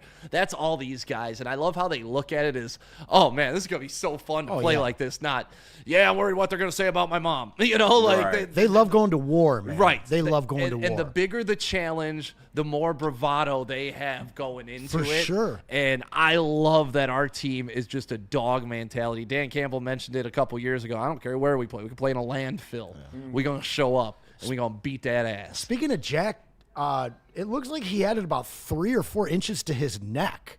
Like, that's perfect. Like, look at how much bigger he looks. Oh, you talking about Hutch? Like, when you look at Hutch, his face, his neck, like, he looks like he took this extra level jump into, like, true NFL man, not just young NFL upstart. Yeah, like college Hutch, I don't even see him anymore when I looked at that clip. Same. He looks jacked, man. I mean, listen. Like, let's be honest, it takes a long time to grow into your man body. Yeah. Him and Duran had a big offseason, boy. Yeah, no, that's a fact. That just comes with maturity. Like, honestly, sometimes we forget these professional athletes are still growing young men. Yeah. And we all have different, like, there's kids that puberty peak at 15. There's kids that don't till they're 25, and they're still growing. Like, Duran's a prime example. That guy's still growing. Imagine when he has a child and has dad strength. Is that real? By the way, is dad strength real now? Are you stronger? It is definitely a thing. I think it's definitely a thing. I do too. Hell yeah, it is. Just like grown man strength Joey is. like this for 30 minutes at a time. So, like, eventually your arms are going to get stronger. Yeah. Like, you like that this Lions team doesn't shy away from the moment. They seem to embrace the moment. Yep. And we are used to the Lions fans kind of taking over other people's stadiums. You ain't going to be able to do that in Philly. Like, they are a rabid fan base themselves. They're passionate just like we are. I think we exude a tad bit more class. But, hey, different strokes for different folks. They like to throw batteries. We like to talk shit on the media. It's just different ways of doing stuff. But we're known for malice at the palace. Oh, yeah. We know how we get We're down. known for some things, too. No, so, we get down. We get down. Detroit, where the weak are killed and eaten, man. Hey, big facts. But you look at a game like this, man, and while it's a regular season game and it might not matter in the grand scheme of things, this is an important game for the Lions because this is also a team that you might see again in this very same stadium in the wintertime for a playoff, in some type of playoff. You'll be headed to Philly if you lose this game. Yeah. They'll be headed to Detroit if you win it. That's probably the biggest underlying factor, No right? doubt. Like, do you want to be in Philly in January? Yeah. I don't want to be there twice this year. That's for damn sure. No, that's or a fact. ever in my life, because it's just a... It's a cool little historic town. I like the history No, of that it's city. a but that's trash about it. city. Like, I almost went to a Diddy party in Philly. Hey, shout out. If you guys really want to know a fun story. You was almost a Diddy party attendee, huh? So, Okay. We would have 2 at the network. My buddy used to work for Q102. It's a radio station in Philadelphia, and They did their summer concert. This was back when Mr. Cheeks Light Camera Action was popular. You remember that era? Yeah. Mr. Cheeks was performing there. Shout out. Diddy was performing there. No Doubt was performing there. And I run into Mr. Cheeks backstage. And I'm like, yo, bro, I brought some weed. Let's roll up after the show. And, you know, he's like, all right. And he runs on stage. I'll find you later, right? And I thought it was all bullshit. Of course, right. But then I'm standing there backstage, and he's walking by after his show, and he's like, yo, where's my man? Where's my man? Where's my man? He's like, there, my man. And you met my friend Marla with Black Girl Dreadies. She's so great. he was like, you guys are cool. Come back. We go into Mr. Cheeks' dressing room.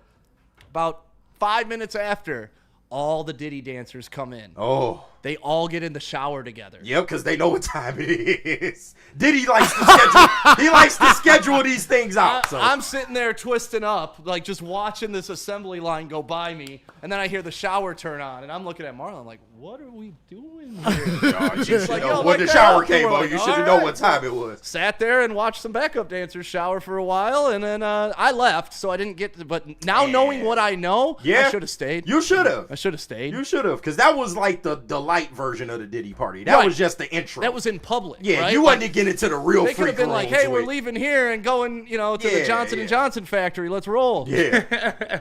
It's a good field trip. Missed out on it, man. Damn. Life regret. Shout out. Life regret. Now knowing, like Cassie could have been there. Right. They could have did a DS marathon with you, could have been a whole thing. Damn.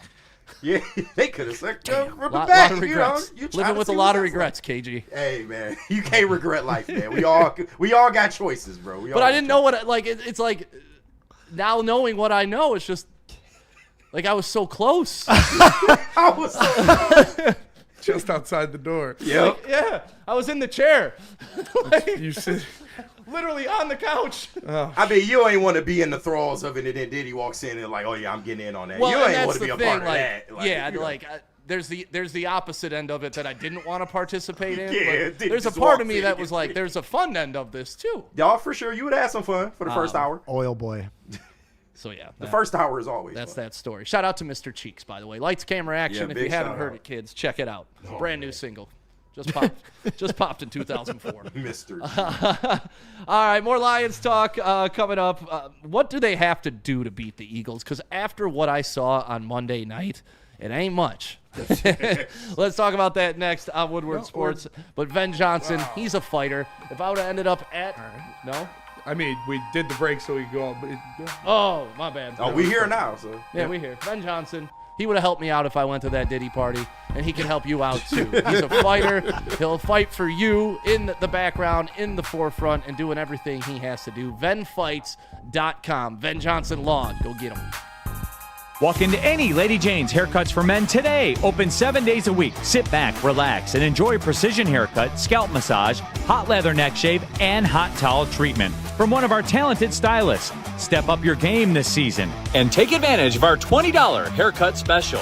Scan the QR code and get your coupon today. Lady Jane's Haircuts for Men, the ultimate haircut experience. Open 7 days a week. Walk-ins always welcome. Lady Jane's Haircuts for Men, it's wicked awesome. How do people feel about getting a Planet Fitness membership for $15 a month? How do they like working out in a clean and spacious gym that's filled with equipment for every workout? And how about free fitness training in the judgment-free zone that leaves them feeling energized all day long? Join Planet Fitness today with the free PF app, online or in club, and start getting that big fitness energy for $15 a month. All right, guys, you got to head on over to Jars and get your hands on that Jungle Juice, their bold, high-performance cannabis blend where raw power meets rugged innovation. They got a full range of products over there, pre-rolls, flour, vapes, edibles, chocolates, gummies, sugar cones, snacks. They got it all. Check out the Jungle Juice infused pre-roll line. It hits hard and comes in 12 different strains to choose from. You can find Jungle Juice in over 200 dispensaries across Michigan, including your local Jars. So follow them on Instagram at GetJungleJuice and experience the power yourself. Jester Crew. That kind of open up everything that he can maybe accomplish on the field. So that was what we were most proud of over the last, even when he wasn't his production wasn't necessarily what a lot of people thought it should be and what he wanted to be and what we would have loved for it to be. We thought fundamentally he had got to a point where in his releases and his vertical push and his variation in speed, he had just grown to a level. If we can finally get on the same page with some of this stuff, he's going to be more complete as a route runner. And now that's what you're starting to see. The top of his breaks are so much better, so much cleaner. His release points and being able to get his shoulders dipped and then getting back stacked. He's really worked hard on it in the offseason, training camp, and now it's starting to show up.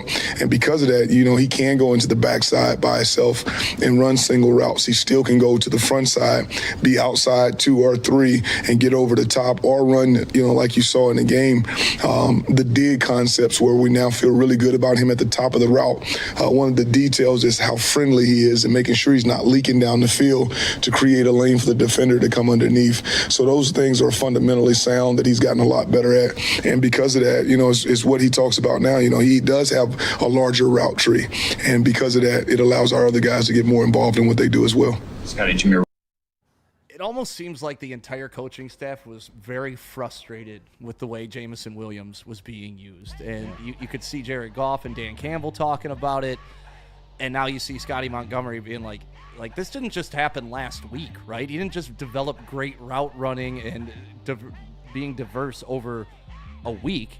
This is something that we've been known here in Detroit. And I feel like John Morton came in halfway through the project and didn't understand how the project was built and how to use the toys that were in front of him. And he was traditional thinking, I got a speed guy. He's going to be the guy that takes the top off the defense. That's my speed guy. That's all he thought of J-Mo. And you saw it through the first 8 weeks. All J-Mo was doing essentially was running go routes. And when Goff was looking for it, you could see it was a play action. Goff would hold it, look for him, not have enough time, couldn't get off or do a check down or something like that. Yeah. It's amazing to me that it feels like the rest of the party knew, but John Morton, the guy in charge of the party, didn't know, hey, maybe I should start feeding this guy a little bit. And it's going to be fun to see that evolution over the next couple games. Because if he could compound what he did last week and we see it again, then it's going to be, oh my God, this could be the process moving forward. Every game could be an 8-10 target game with J-Mo, getting him multiple touches, getting him the ball in different ways, reverse, screen passes, over the middle, then send him, and a great comeback route he had last time. He had to go to his knee to catch the ball, but it was an amazing comeback route because everybody's so pressed with him beating you. You got to give him the space. And that's when it becomes unstoppable because it just becomes a mind game at that point. They don't know where you're going. When you knew where he was going and knew what he was doing, it was easy to contain. Now J-Mo is going to be all over the field. And I don't know what Philadelphia is going to do besides try to make it harder on Jared Goff. Is he earning his contract yet? Who, J-Mo? Because it doesn't start until next year, guys. He's making $7 million this year, 8 next year, then 10, then 14, then 20. The way that these guys cook these books up, there's 28, 29 other teams and their fan bases just scratching their head, not understanding why we can continue to keep signing these guys. What they realized they had all offseason and coming into this year is why he was extended. The fact that I heard you on the morning show this morning, KG, talking about how John literally apologized for misusing this kid. Mm-hmm. Yeah, he did, but then the next game he still didn't use him. But we're just scratching the surface with this kid, right? Yeah. I mean, I don't know. At this point, look, I thought he was making a lot more money next year. The way they've staggered this contract is Tried astounding. to tell you, man. I mean, this kid for the next 3 years is going to be way overproducing what he's paid. No, and he's gonna earn every cent. I was never one of those that was mad about it. And just to the Johnny Mo point, the fact that he was glazing him all preseason and then, he comes out, says I failed him, and just really was having a hard time getting Jameson Williams the football. I felt it became apparent by Dan Campbell and the coaching staff, look, we got a guy with game-breaking type of speed. We have to find ways to get him the football. I don't care what it looks like. And I know the simple fan response is, put him in a reverse. No, he's a wide receiver. You need to send him out on routes, and you need to be able to make the defense pay that way. And it doesn't, we all love the J-Mo bomb. Don't get get me wrong. We all love the 80-yard touchdown. But every J-Mo play doesn't have to be this long developing play. When he's the third or fourth look in a progression, then of course you're not, more times than not, you're not going to be able to get the football to him. But what Dan showed last week is, hey, we'll put him on these slants. We'll put him on these drags, these dig routes. Hooks, everything. And just let him use his ability to get yak. And we'll affect the game that way. And eventually that will open the deep part to Stick's point. So, no, I like what I've seen. I want to see more of it because when J-Mo is getting involved in this offense, it becomes a next level type of offense. We were worried about his hands at one point. And what I've seen out of him over the last year, put him in any route you want. And he's made some mistakes. He's made mistakes and had drops, but at the same time, he's allowed to have drops as a wide receiver. I know we're spoiled. He hasn't had many drops in the last year, man. He's been really good. He's had some, one game. He had some earlier in the year, but listen, you throw the ball to a guy, he may drop it. Just that's part of the game. None of these guys are perfect. Even though Amon-Ra St. Brown, he's had probably his worst drop year to date. He has as many drops this year as he's had in any other. So his next drop will be his career year. That's wild halfway through a season. And Amon-Ra St. Brown, that's not typical of him. And we were kind of... The number is like 3. I know. That's why it's not That's how good the man is. But that's why it stands out, though, right? Like, if you're a quarterback who never throws an interception and all of a sudden you throw 3, people are like, well, like 2 weeks ago, we had 4 drops on very difficult catches, and the fan base was going, what's wrong with these guys' hands? Like, come on, guys. Yeah. Well, I'm just excited that they're going to unlock J-Mo because that's what we were sold all offseason, right? Yeah, he was glazing. J-Mo's going to come in here. J-Mo's going to have a record setting. He's going to figure it out. And then it's just, 2 targets, no reverses, nothing really. Right. And, how much people went at J-Mo early for being immature and doing in-the-street shit and all that stuff. I think we can all acknowledge now that this guy is a great teammate. Oh, yeah. Always has been. This guy, his attitude is impeccable. Even when the media tried to goad him into, hey, well, how do you feel about not getting all your targets? He's like, no, man, I just play ball. I just want to win. I just want to win. And even when he had a great game or he had a decent game and they lost, he didn't care. He was like, no, we just lost. I don't really care about the extra catches. Like, who cares about that? So just another example of a culture fit. And if he's your troublemaker on the team, you're in good shape. And this is just another thing keeping Vic Fangio up at night this week. But do you think he's the key to beating the Eagles? No.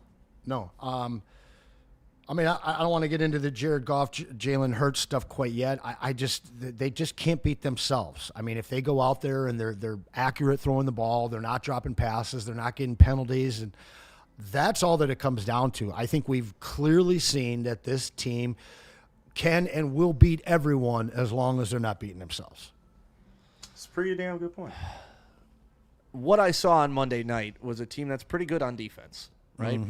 Eagles look anemic on offense. Yeah. I mean, they just don't have it. They have the pieces, which always scares you because they have the opportunity to put it together on any given night. Oh, yeah. Right? Their offense on paper is actually great. They just don't utilize their receivers for something. Who scares you more, though, Devontae and AJ or Amon-Ra and Well, I don't even know if A.J. J-Mo. Brown's going to be there because he went out there. You want to talk about an actual diva. A.J. Brown is probably the biggest diva I've seen since Terrell Owens. That's a fact. He went out there and he said, if you have me on your fantasy team, get rid of me. Yeah, it's wild. That was on wasn't he gaming and he said that? Yeah. He was streaming and gaming and said that? This is a guy that's coming off of a Super Bowl championship. He got paid.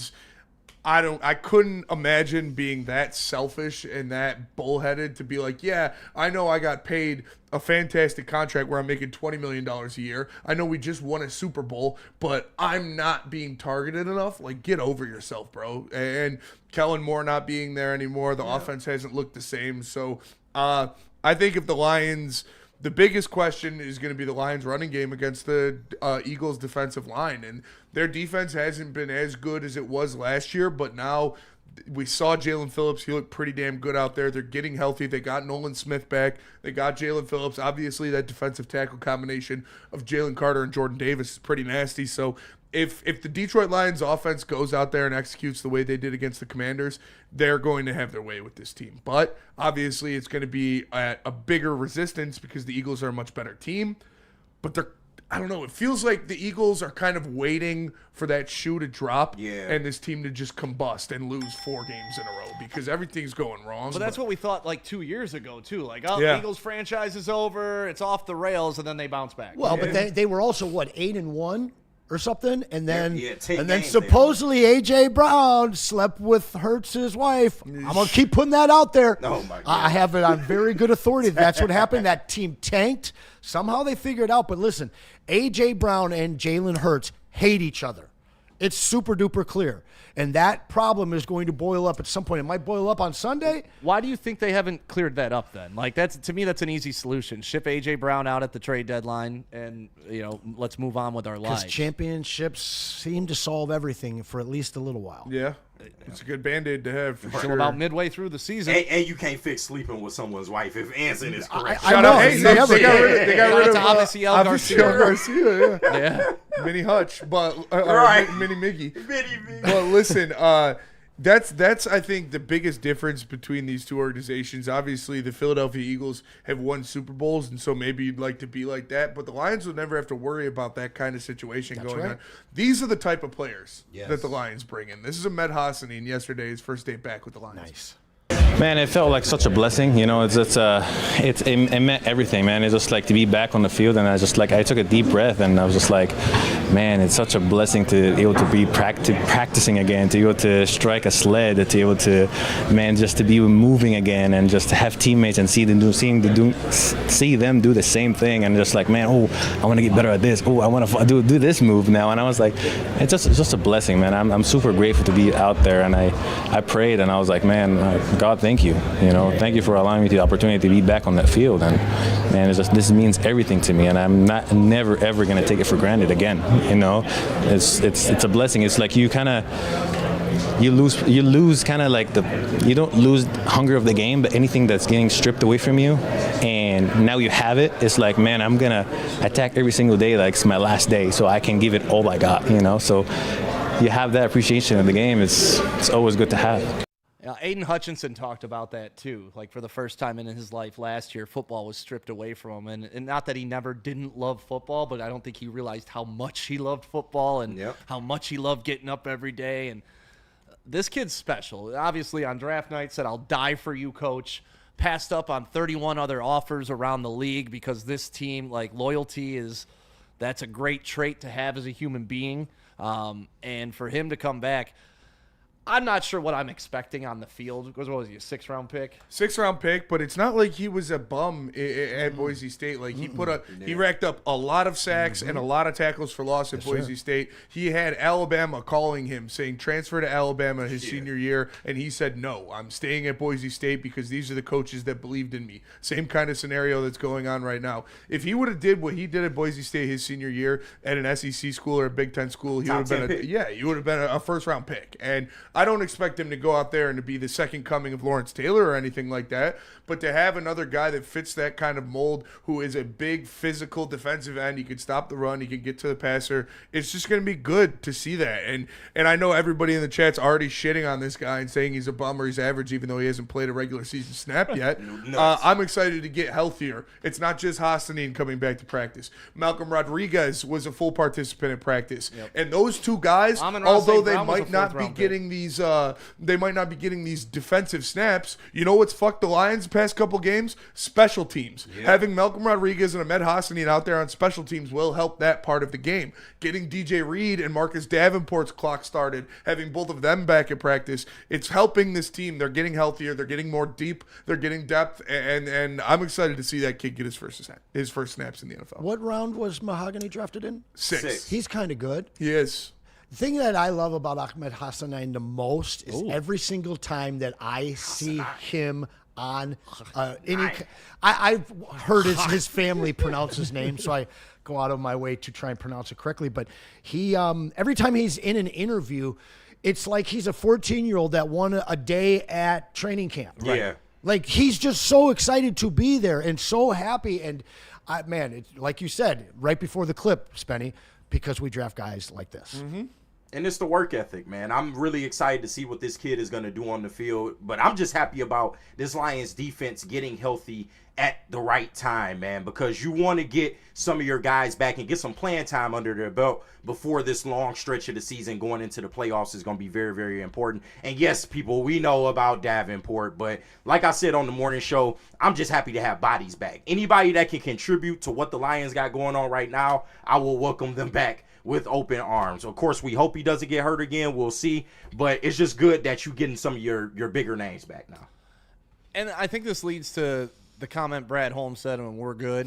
Like, this is part of it, right? Absolutely, they knew these guys were in the pipeline. Yeah. This wasn't a bare cupboard situation like last year. It was, no, we got guys getting healthy that we believe in that are going to come in and contribute right away. It wasn't the guys that y'all wanted, but it's the guys we got. It's the guys that they want. But that's, at some point, you got to understand, and this is what I try to preach to everybody, it may not be who you want, but Brad Holmes knows more than you. Absolutely. He's smarter than you. He's smarter than me. So, like, this isn't a me knocking anybody else.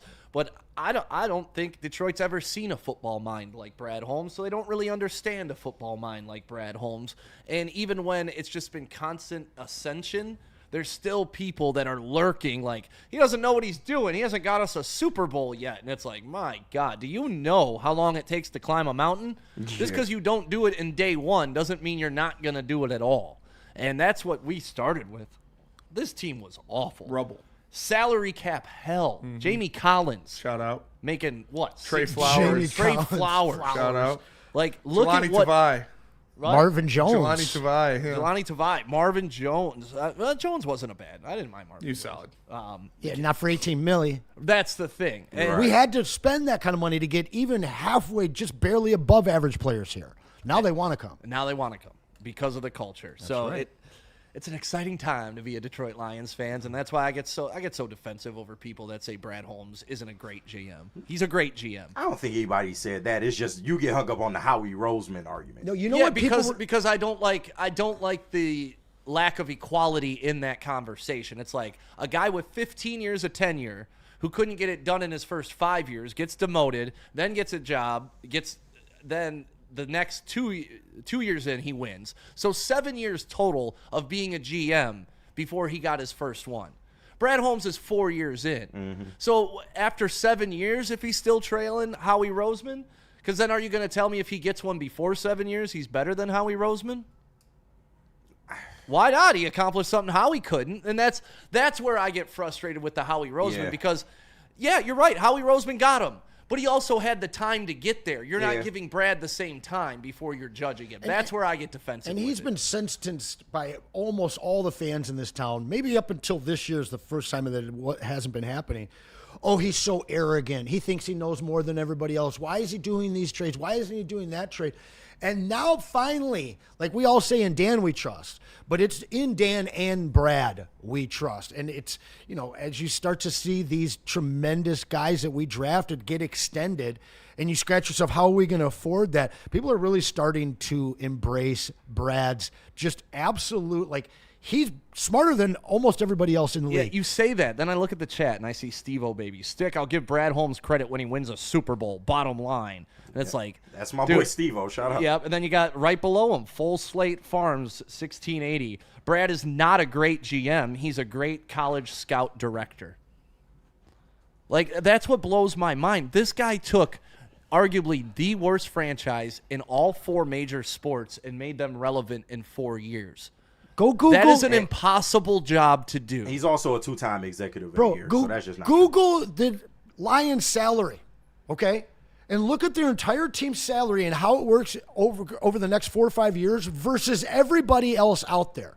And people are saying that, they're just mad that he didn't trade 3 draft picks for Myles Garrett. Like, they don't get it. Yeah, he's a tremendous evaluator of talent. But this guy has done nothing but pull trade after trade after trade that has made this team what it is right now. Draft after draft after draft. You were mad at him for trading Hawkinson. Get out of here, guys. Right. And that's where traded Stafford, traded Hawkinson, traded for a guy like Carlton Davis. There's a lot in the offseason signing guys like Alex Anzalone, David Montgomery, DJ Reed. Like, dude, that's what I mean. At what point, tremendous. Is really the Super Bowl the only measurement now? In like, this city. Yeah, But I mean, in even this city, even more so. It should be the last place to claim that. Exactly. But they're so starved and delusional that that's all that they can see. They wouldn't even be happy getting to a Super Bowl. Yeah, we've never been this good before, so. That's Yeah. what drives me nuts, man. Like, understand just the appreciate angst, what but- you have. It's like waking up hot one day and just having no idea what to do with We it. were the have-nots forever.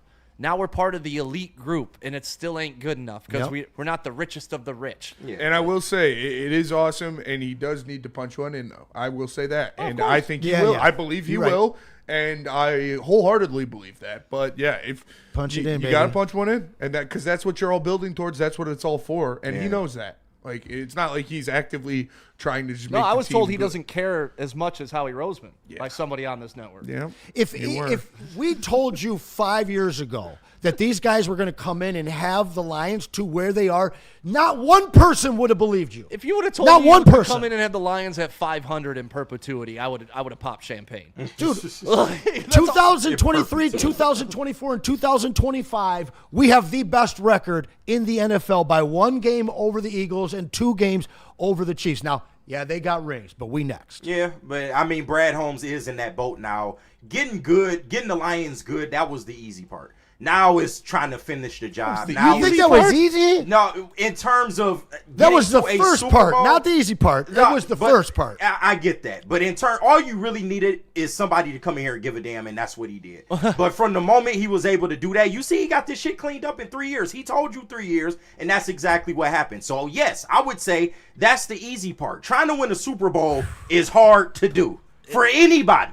The Eagles, the Chiefs, anybody. Yep. That's not an easy thing to do. To say that was the easy part, though, I think is just kind of silly when how many people did we see come in here and couldn't do the easy part? That's true, but we've seen the Lions. It's not like we've never seen the Lions in the playoffs during the 20 years or so that we've been watching, or 30 We years saw or so. one playoff win. Yes, but we've seen the Lions in multiple playoff games and just only result in one win. Chainsaw ice sculpture looks easy too, KG. I It understand ain't. that. This is the most losing franchise in modern NFL history. Yeah. And he flipped it. And not just taking a team that was below average. He took a damn JV roster and remade it. But all he did was clean up the books and draft young players. And trade the biggest names in the city. And of course, I give him credit for the trade. I'm not trying to make it seem like it's just, a cakewalk. No, it just to fix wasn't the easy. Lions. It wasn't easy. No, I'm not saying, but the hardest part is getting to the dance. I mean, clearly, we're all like, we haven't been to one ever. But that's the hardest But that's part. the thing is, these people in the chat, your whole lifetime, you saw one Right, you've already playoff seen victory. 2 with And you've already Brad. seen 2 in 4 years. Right. Like, I get yes, we should be grateful, but like Spinney said, this is what we do Gotta this for. punch it in Like, now, like you said. eventually, yeah. Like, and Brad Holmes is in that boat now. You've had a good 2 to 3 years of very good success for this team, and us being a perennial playoff team. It's time for the other parts now. That's all. Sideless with the $5 super chat. Packers fans are talking about wanting Matt LaFleur fired because the team made an all-in move and aren't living up to expectation of their goals. I'm assuming he put that in there to show, like, hey, the Packers have a standard and it's elite. Yeah, it's longer than that. But you with could LaFleur, argue that Matt LaFleur is underperforming with the product he was given. You can't argue that with Dan Campbell or you Brad can't. Holmes. No, and that's to me, that's the difference. Like, of course, if we had a great team and we were underperforming, well, I think we would all be calling for Dan Campbell, be like, man, Sure. I think he's lost his touch. But that but ain't happening. Matt here. LaFleur is in that situation now to where, we've been a winning team for forever. Like, you did this with Aaron Rodgers. You couldn't get him to a Super Bowl. And now you're doing this with Jordan Love, who everybody wanted to crown and everything like that. Now it's like, okay, we don't even look as good as we did during those 13-3 years where we was getting to the NFC Championship every time. And now, I agree with you, Stick. Up till now, you couldn't have said that, but now you can. Yeah, exactly. Because now That's- you have the team full of all pros. Now Mhm. you have one of the best rosters in the National Football League. So if you don't at least get to or win a Super Bowl, it is a failure. Like last year was a failure. And obviously there are circumstances because of all the injuries and stuff. And it was the first really step back that they've had. Yeah. So that you give them some grace there. But you got to continue to keep pushing forward. And now we're at the point where we're sitting at the big dog table, and now you got to take the food off of other people's plates. Yep. And that's the hard part. Yep.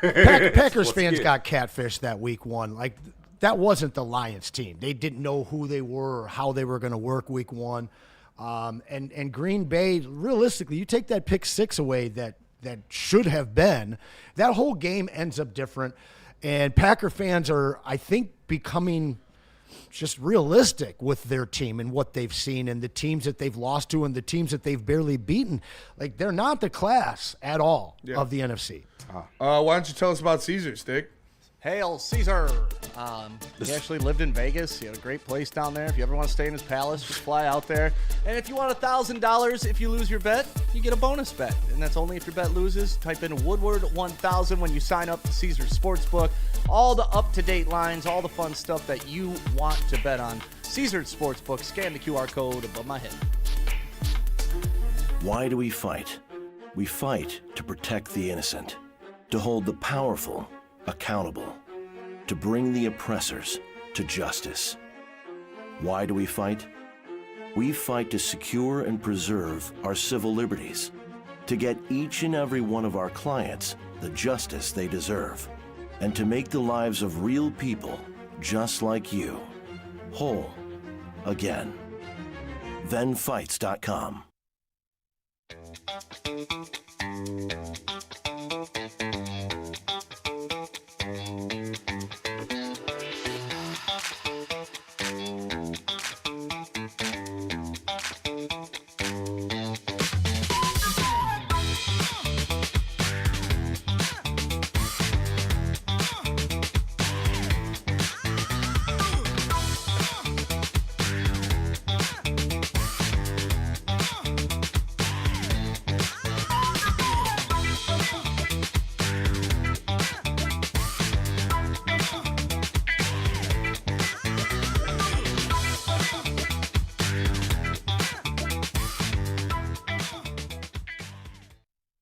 Buddy's Pizza, a Detroit original, getting you ready for the holidays. That's right. You can get a 4-square pizza for free with one topping with every $50 Buddy's gift card that you purchase. So that's a great thing. You want to give a gift, buy a $50 gift card, slip it in somebody's stocking. They don't got to know you got a free pizza for it, but you eat that pizza at home, and it's delicious. Buddy's Pizza. Love and joy. Watching that Pistons game last night, I watched the Bulls coverage. Stacey King was literally trying to make a pitch that Chicago deep dish is better than Detroit style. And his buddy laughed at him. He's like, no, it's not. I've never had the Chicago style, but Really? I like New York style better. It's pizza quiche, bro. Yeah. It's not good. Yeah. Nah, it's good, but I'll take it's 2 not bites. better than Detroit. But I Hell love no. I love Chicago style though. Real good. You know what they say? Pizza's like sex. Even if it's not the best, it's still good. Absolutely. So I don't care if it's Chicago style. Yeah. I don't care if it's Detroit style. Red Baron. I don't care if it's New York style. I don't care if it's French bread pizza. Spenny, you a texture guy though, so you might not texture guy, like yeah. the deep dish, but I like cheese though. it's a lot of sauce and it's a lot of cheese It's too. the But quiche of it's pizza. so good. It's good. Have you never been to Pizzapopolis? That's like the closest we got here in Detroit. No, we got a Giordano's Uno's. here. We got Uno's, I too. believe. Do we have it? I think we do, or something similar to Okay. Giordano's. Yeah. Yeah, but hit up Pizzapopolis, Benny, one time. Or but just I'm go to warning you, Buddy's. it's like $50 for a Yeah. pie. It's Or just go to expensive, but it's Buddy's good, instead. bro. Yeah. You'll eat off of it for 2 days. It'd Pizza be great. lasagna. You're gonna be Essentially what it is. halfway through your first slice and be like, why did I do this? I could have gone to Buddy's. That's fair. Yeah. Buddy's is delicious. Buddies. Shout out, We're Original, having baby. buddies on Sunday Oh yeah. for the watch party. Hells Detroiter, yes. The Detroiters by far my favorite Buddy's pizza. Yeah. So yeah, It's this so Sunday, many. make sure Dude, you that cook brisket one they had was really good. Yeah. Which one? The brisket one with brisket and jalapenos. Yeah. Oh, yeah. That was really good. Speaking of really good, Jared Goff, the quarterback matchup. This is kind of like the quintessential A versus B conversation when it comes to quarterback because, you know, people say Jared Goff is not a mobile quarterback, that he's a thrower of the football. He doesn't have a Super Bowl. Then you look at Jalen Hurts. He can't throw the football, inaccurate as hell, strictly mobile, but he has a Super Bowl that I don't think people credit him for having because he's not really the thing that keeps that engine ticking, right, Spenny, I guess is a good way to put it. Yeah.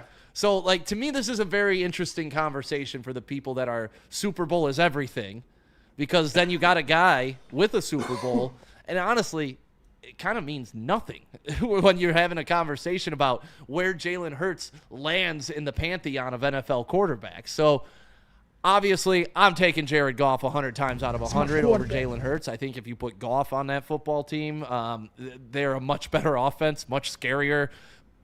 Goff with Saquon Barkley, Goff with A.J. Brown, Goff with Devontae Smith, Goff with Dallas Goedert.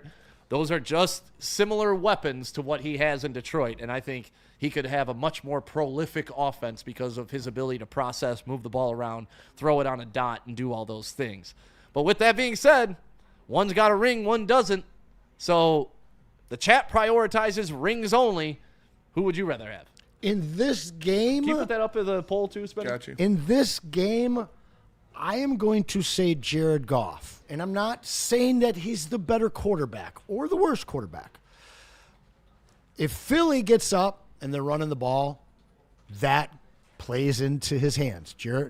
Obviously, Jalen Hurts is going to have a really good game at that point. They can take deflate the ball and kill the clock. On the other side of it, if they're down, I don't have faith in him to air it out and win that game. Jared Goff, whether he's got a lead or whether he's behind or whether he's down 17, he can obviously, with what he does and what this offense does, that game's never over. Lions get up 17 on Philly. I don't have faith in him or his good buddy A.J. Brown to air it out and get them back in the game. Give me Jared Goff. Give me 16. Yeah. KG? I will take Sweet 16 as well. And Jared Goff, we can just say it, he's a better quarterback than Jalen Hurts. If you're talking about just pure thrower of the football, the way they play the game. But I think it is different strokes for different folks. Jalen Hurts, the way his game is predicated, he throws a nice deep ball, but the intermediate stuff ain't really their thing. They have, design play action rollouts, different QB runs designed for his skill set. Jared Goff is a little bit different. They're going to let Jared Goff drop back, try to utilize the play action to build off of that, and he'll break defenses apart just by going to the line, seeing what he sees, checking out of it, and doing what he does. So I think it's just two different styles, but if we're talking just pure the better quarterback matchup, it's Jared Goff. He's a way better thrower of the football than Jalen Hurts at this point. Spenny, what you thinking, baby? I put them both in the same category. I think even they're both, even though Hurts got the Super Bowl. Even though Hurts got the Super Bowl, yeah, that doesn't really. I put Goff over Hurts, even though Hurts has the Super Bowl. But I think they're both. I call them elite game managers because they use their skill sets so well based on their team. Like, obviously, Jared Goff is a better distributor of the football, and he's much better at leveling his passes. But Jalen Hurts has his weapon, which is on the legs. Like, the past 3 years, he's had double-digit rushing touchdowns, and that's not something you can just take away. So I think they are both very good for their schemes and what they want to do, but I agree that if the Lions get up, I would have less faith that Jalen Hurts would be able to throw the Eagles back into the game. And the Lions have been very good at shutting down mobile quarterbacks so far this year, so I'm excited to see that matchup between Jack Campbell and Jalen Hurts at the line of scrimmage and that kind of chess match that they're going to have, but I would take Jared Goff over Jalen Hurts, but it's pretty close. I think they're right in the same tier of quarterback. Yeah, I'm checking out their stats right now, too, and obviously stats can be swayed however you really want them. But, I mean, Goff kicks his ass in everything passing. He's up in completions, he's up in attempts, he's up in percentage, he's up in yards per attempt, he's up in TDs. All right. He's winning in interceptions, 3-1, too. And Goff's only been sacked 18 times. Jalen Hurts 25 times. Yep. As Neil would say, why doesn't he just run away if he's mobile? He just run away? Rushing attempts, though, obviously, this is where Jalen kicks off. 63 attempps for 234 yards and 5 TDs. Goff, 11 attempts for 23 yards. Two different Long, skills. 7. Miscellaneous and both played about the same Completion amount of snaps. percentage? Game snaps. Oh, Jared Goff smashing that. Oh, yeah, Jared Goff, 74%. He's one of the most accurate in the league. In the last 3 years, he is the most accurate. I've said it. 74%. I've said it on this network. He's pretty accurate. He's at 69% completion percentage. No, that's really good. It is, though, that Jared, like you said, KG, he's got a great deep ball. Jalen Hurts has a great deep ball, but his leveling and his intermediate passing routes are not that good, and they know that. And why the Eagles' offense has kind of looked a little slow this year is because Saquon hasn't been the same, and he is the driving factor behind their offense. But that offensive line hasn't been the same. Yeah. I loved Colin Cowherd snapping back at Micah Parsons, being like, "What are you talking about? We just held Saquon Barkley to 60 yards." And he's like, "Yeah, so did the Cowboys. Yeah. So did the Panthers. Like everybody's held Saquon to 60 yards this year. That's kind of the point of it." And Micah Parsons going at Colin Cowherd is like becoming one of my favorite things because Micah went back at him again after Colin put out his quote, and that saga's been amazing. Another reason why I don't love Micah Parsons is the rabbit ears to the media. Yeah. Like Jared Goff, and you could tell the Lions hear everything that's saying, and they'll throw their sneak disses out there, but they won't make a point to hop online. Yeah. I guess. No, we gonna prove it on the field.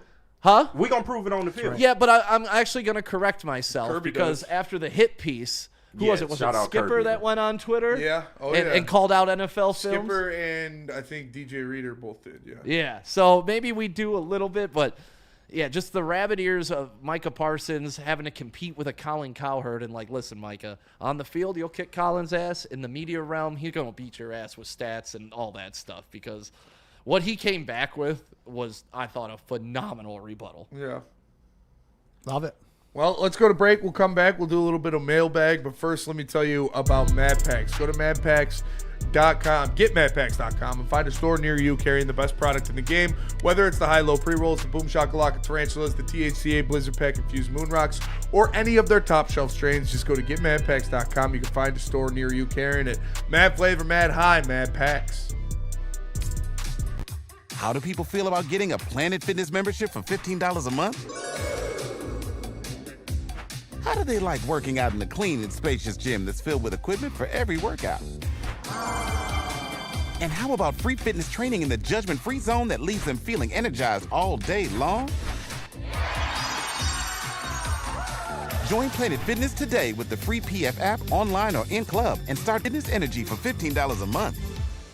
Walk into any Lady Jane's Haircuts for Men today. Open 7 days a week. Sit back, relax, and enjoy precision haircut, scalp massage, hot leather neck shave, and hot towel treatment from one of our talented stylists. Step up your game this season and take advantage of our $20 haircut special. Scan the QR code and get your coupon today. Lady Jane's Haircuts for Men, the ultimate haircut experience. Open 7 days a week. Walk-ins always welcome. Lady Jane's Haircuts for Men, it's wicked awesome. Did you know that the largest massage chair showroom in the Midwest is right here in Bloomfield Hills, Michigan? What? That's right. The Massage Chair House is located near the corner of Woodward and Long Lake Road. They got all kinds of chairs like the Infinity and the Osaki. You can experience luxury comfort with Dr. Eric Duncan, the Wellness Doc, creator of the top YouTube massage chair review channel. Book a visit. Head on over to Massage Three times, Chair House. I wasn't going to say anything the first couple times. Or scan the QR code. Massage Chair House. Yes, your ticket to ultimate recovery and relaxation. Actually shocked was at born the in it. Woodward Sports Poll right now going on. 90% Jared Goff over Jalen Hurts. And I know we're in Detroit, but I still didn't expect it to be that lopsided. A year ago, that wouldn't have been that way. That's for damn sure. Yeah, well, it depends. If Jared Goff has a bad game this game, Yeah. next week it'll be a completely different one, too. Yeah, We fickle as hell. You know. right. We fickle as hell. New money Lions fans. That's probably what it is. Oh, there we go. Safe guess. Big D energy right here on the Woodward Sports Network. My name is Stick, filling in for Neil Rule. He will be back tomorrow with Terry Foster. T-Foss. Anson is in here filling in for DMAC. KG. Spenny is in here too. Spenny, I wanted to talk about this because you and Dan Campbell have something in common. Yes, we do. How did you find this out about Dan Campbell? We got a video of it. He was asked about it. Let's hear what Dan Campbell had to say about this specific That's the issue. wrong one. You need a second to find it? Well, I can set it up. Spenny is a known PFF hater. Yeah. Anytime you bring up PFF, They do make up shit. You're bringing up PFF in an argument. I used to talk to a guy that said they just make shit up. He did. They do make He shit did. up. So PFF That and is Spenny confirmed. are like oil and water. And, I'm in the middle. Like, analytics are analytics. People can make up however they want. Like, with baseball, they just add a bunch of shit together and call it a new baseball thing. is the king of making up stats. Yeah, We know exactly. Like, well, if you the barometer pressure is below 60, this guy hits. And it's like, no, who cares? Regardless, Yeah. Dan Campbell is in your boat, right? He is. Dan Campbell's one of them ones. And this would sway me. You guys are last in pass rush win rate. Do you see it that way? And what can be done to, I guess, improve that area? Yeah, I don't. I mean, look, the stats are stats. I mean, I can't deny that. I don't know what that is. I don't feel that way, but yet I'm not going through everything and calculating what that is or isn't. And maybe a win rate's different. Is a win rate a sack? Is that a pressure? Is that an incompletion that was caused? Is that And there you go. Like We're fourth in sacks. We're top 5 in pressure percentage, but we're like 25th in pass rush win rate, which is a made-up subjective stat by PFF, where they look at reps and say he won it or he did. It's literally made up by them. There is no way to measure it. There is no way to say this is why he won that rep. They just say he did or he didn't. So it means nothing. And those fucking stupid nerds at PFF just push it. And Dan Campbell doesn't care about PFF. Steve Spagnuolo doesn't care about PFF. J.J. Watt doesn't care about PFF. So if you come up to me using PFF stats in an argument, I know you don't know shit about football and your opinion means nothing to me. Mildly salty reply from Dan there. And I mean, that mean a little extra coming from Dan Campbell because he does play the analytics a little bit. It's not like he's ignorant to analytics. So if he's not buying in it, then he already had the answer. answers. Like, well, what does this mean exactly? Right. Somebody had pointed that stat out to him. But I think that's what makes Dan Campbell the great coach that he is, right? Like, if he was just strictly analytics, it's a problem. Right, yeah. Right. But if you have feel for the game, feel for your team, feel for the momentum of the moment without looking at the analytics, that's where I get pissed off at baseball so much. Like Kerry Carpenter, he's on a hot streak. Well, he doesn't hit lefties really well, so we're going to pull him out and put a guy that's maybe 20 points better, but he has a better, and it's like, no, like Kerry Carpenter's on a hot streak. You want to keep your heaters hot. And that's where I get really frustrated with baseball. It's like, well, the analytics say he can't hit a lefty. And then what do you do in the playoffs when he came up against the lefty? Bombed him. Yep. Right. And the only way you're going to be able to hit lefties is if you get a chance to hit lefties. So like that's part of the equation. So I love that Dan Campbell is not only an analytics guy, he's also a feel guy. Yeah. And that's the nuance of sports that some people just don't understand. They just look at the stats, and that's where I get frustrated with people with Jared Goff, too. Because if you just look at the stats, and even with Jared Goff, it's even more frustrating, because if you just looked at the stats, he's the best quarterback in the league. But they still won't give him that, even stat people. And then you explain to them, well, it's also about how he's able to process. It's also about how he's able to go through his reads. It's also about how he's able to call out blocking assignments. It's also about, you heard that little fist pump that everybody thought Dan Campbell knew it was going to be a touchdown. Did you hear what that really was? That was Dan Campbell not being able to complete the play call before the 15 seconds cut off his mic. Oh. It had nothing to do with Dan Campbell being excited about that. Amon-Ra St. Brown explained that. It was about him not being, but you know what happened? Jared Goff predicted the rest of the play call, and they ran exactly what Dan wanted. That's fire, yeah. Cohesion. That's what he meant by JG bailed me out That's times it. So that footage of people thinking Dan was like, yeah, I got him on a touchdown. It was like, damn it, I didn't get the call in. But this is where Jared Goff gets put up on that extreme high level to 16. me. He heard him. He's like, wait, that sounds like this. I'm going to put this play in. Boom, J-Mo touchdown. Yep. Beautiful. That's the show today, everybody. We'll end on a Jared Goff compliment because that's where we should all be right here. Top that, 2 o'clock. No. 2 to 4, Braylon and, of course, Shep are going to be talking about how awesome they are at pickleball. Right. Talking about us, apparently. So. We'll see you at Wicked Pickle. We'll talk Shout next. out. Woodward Sports, thanks for tapping in.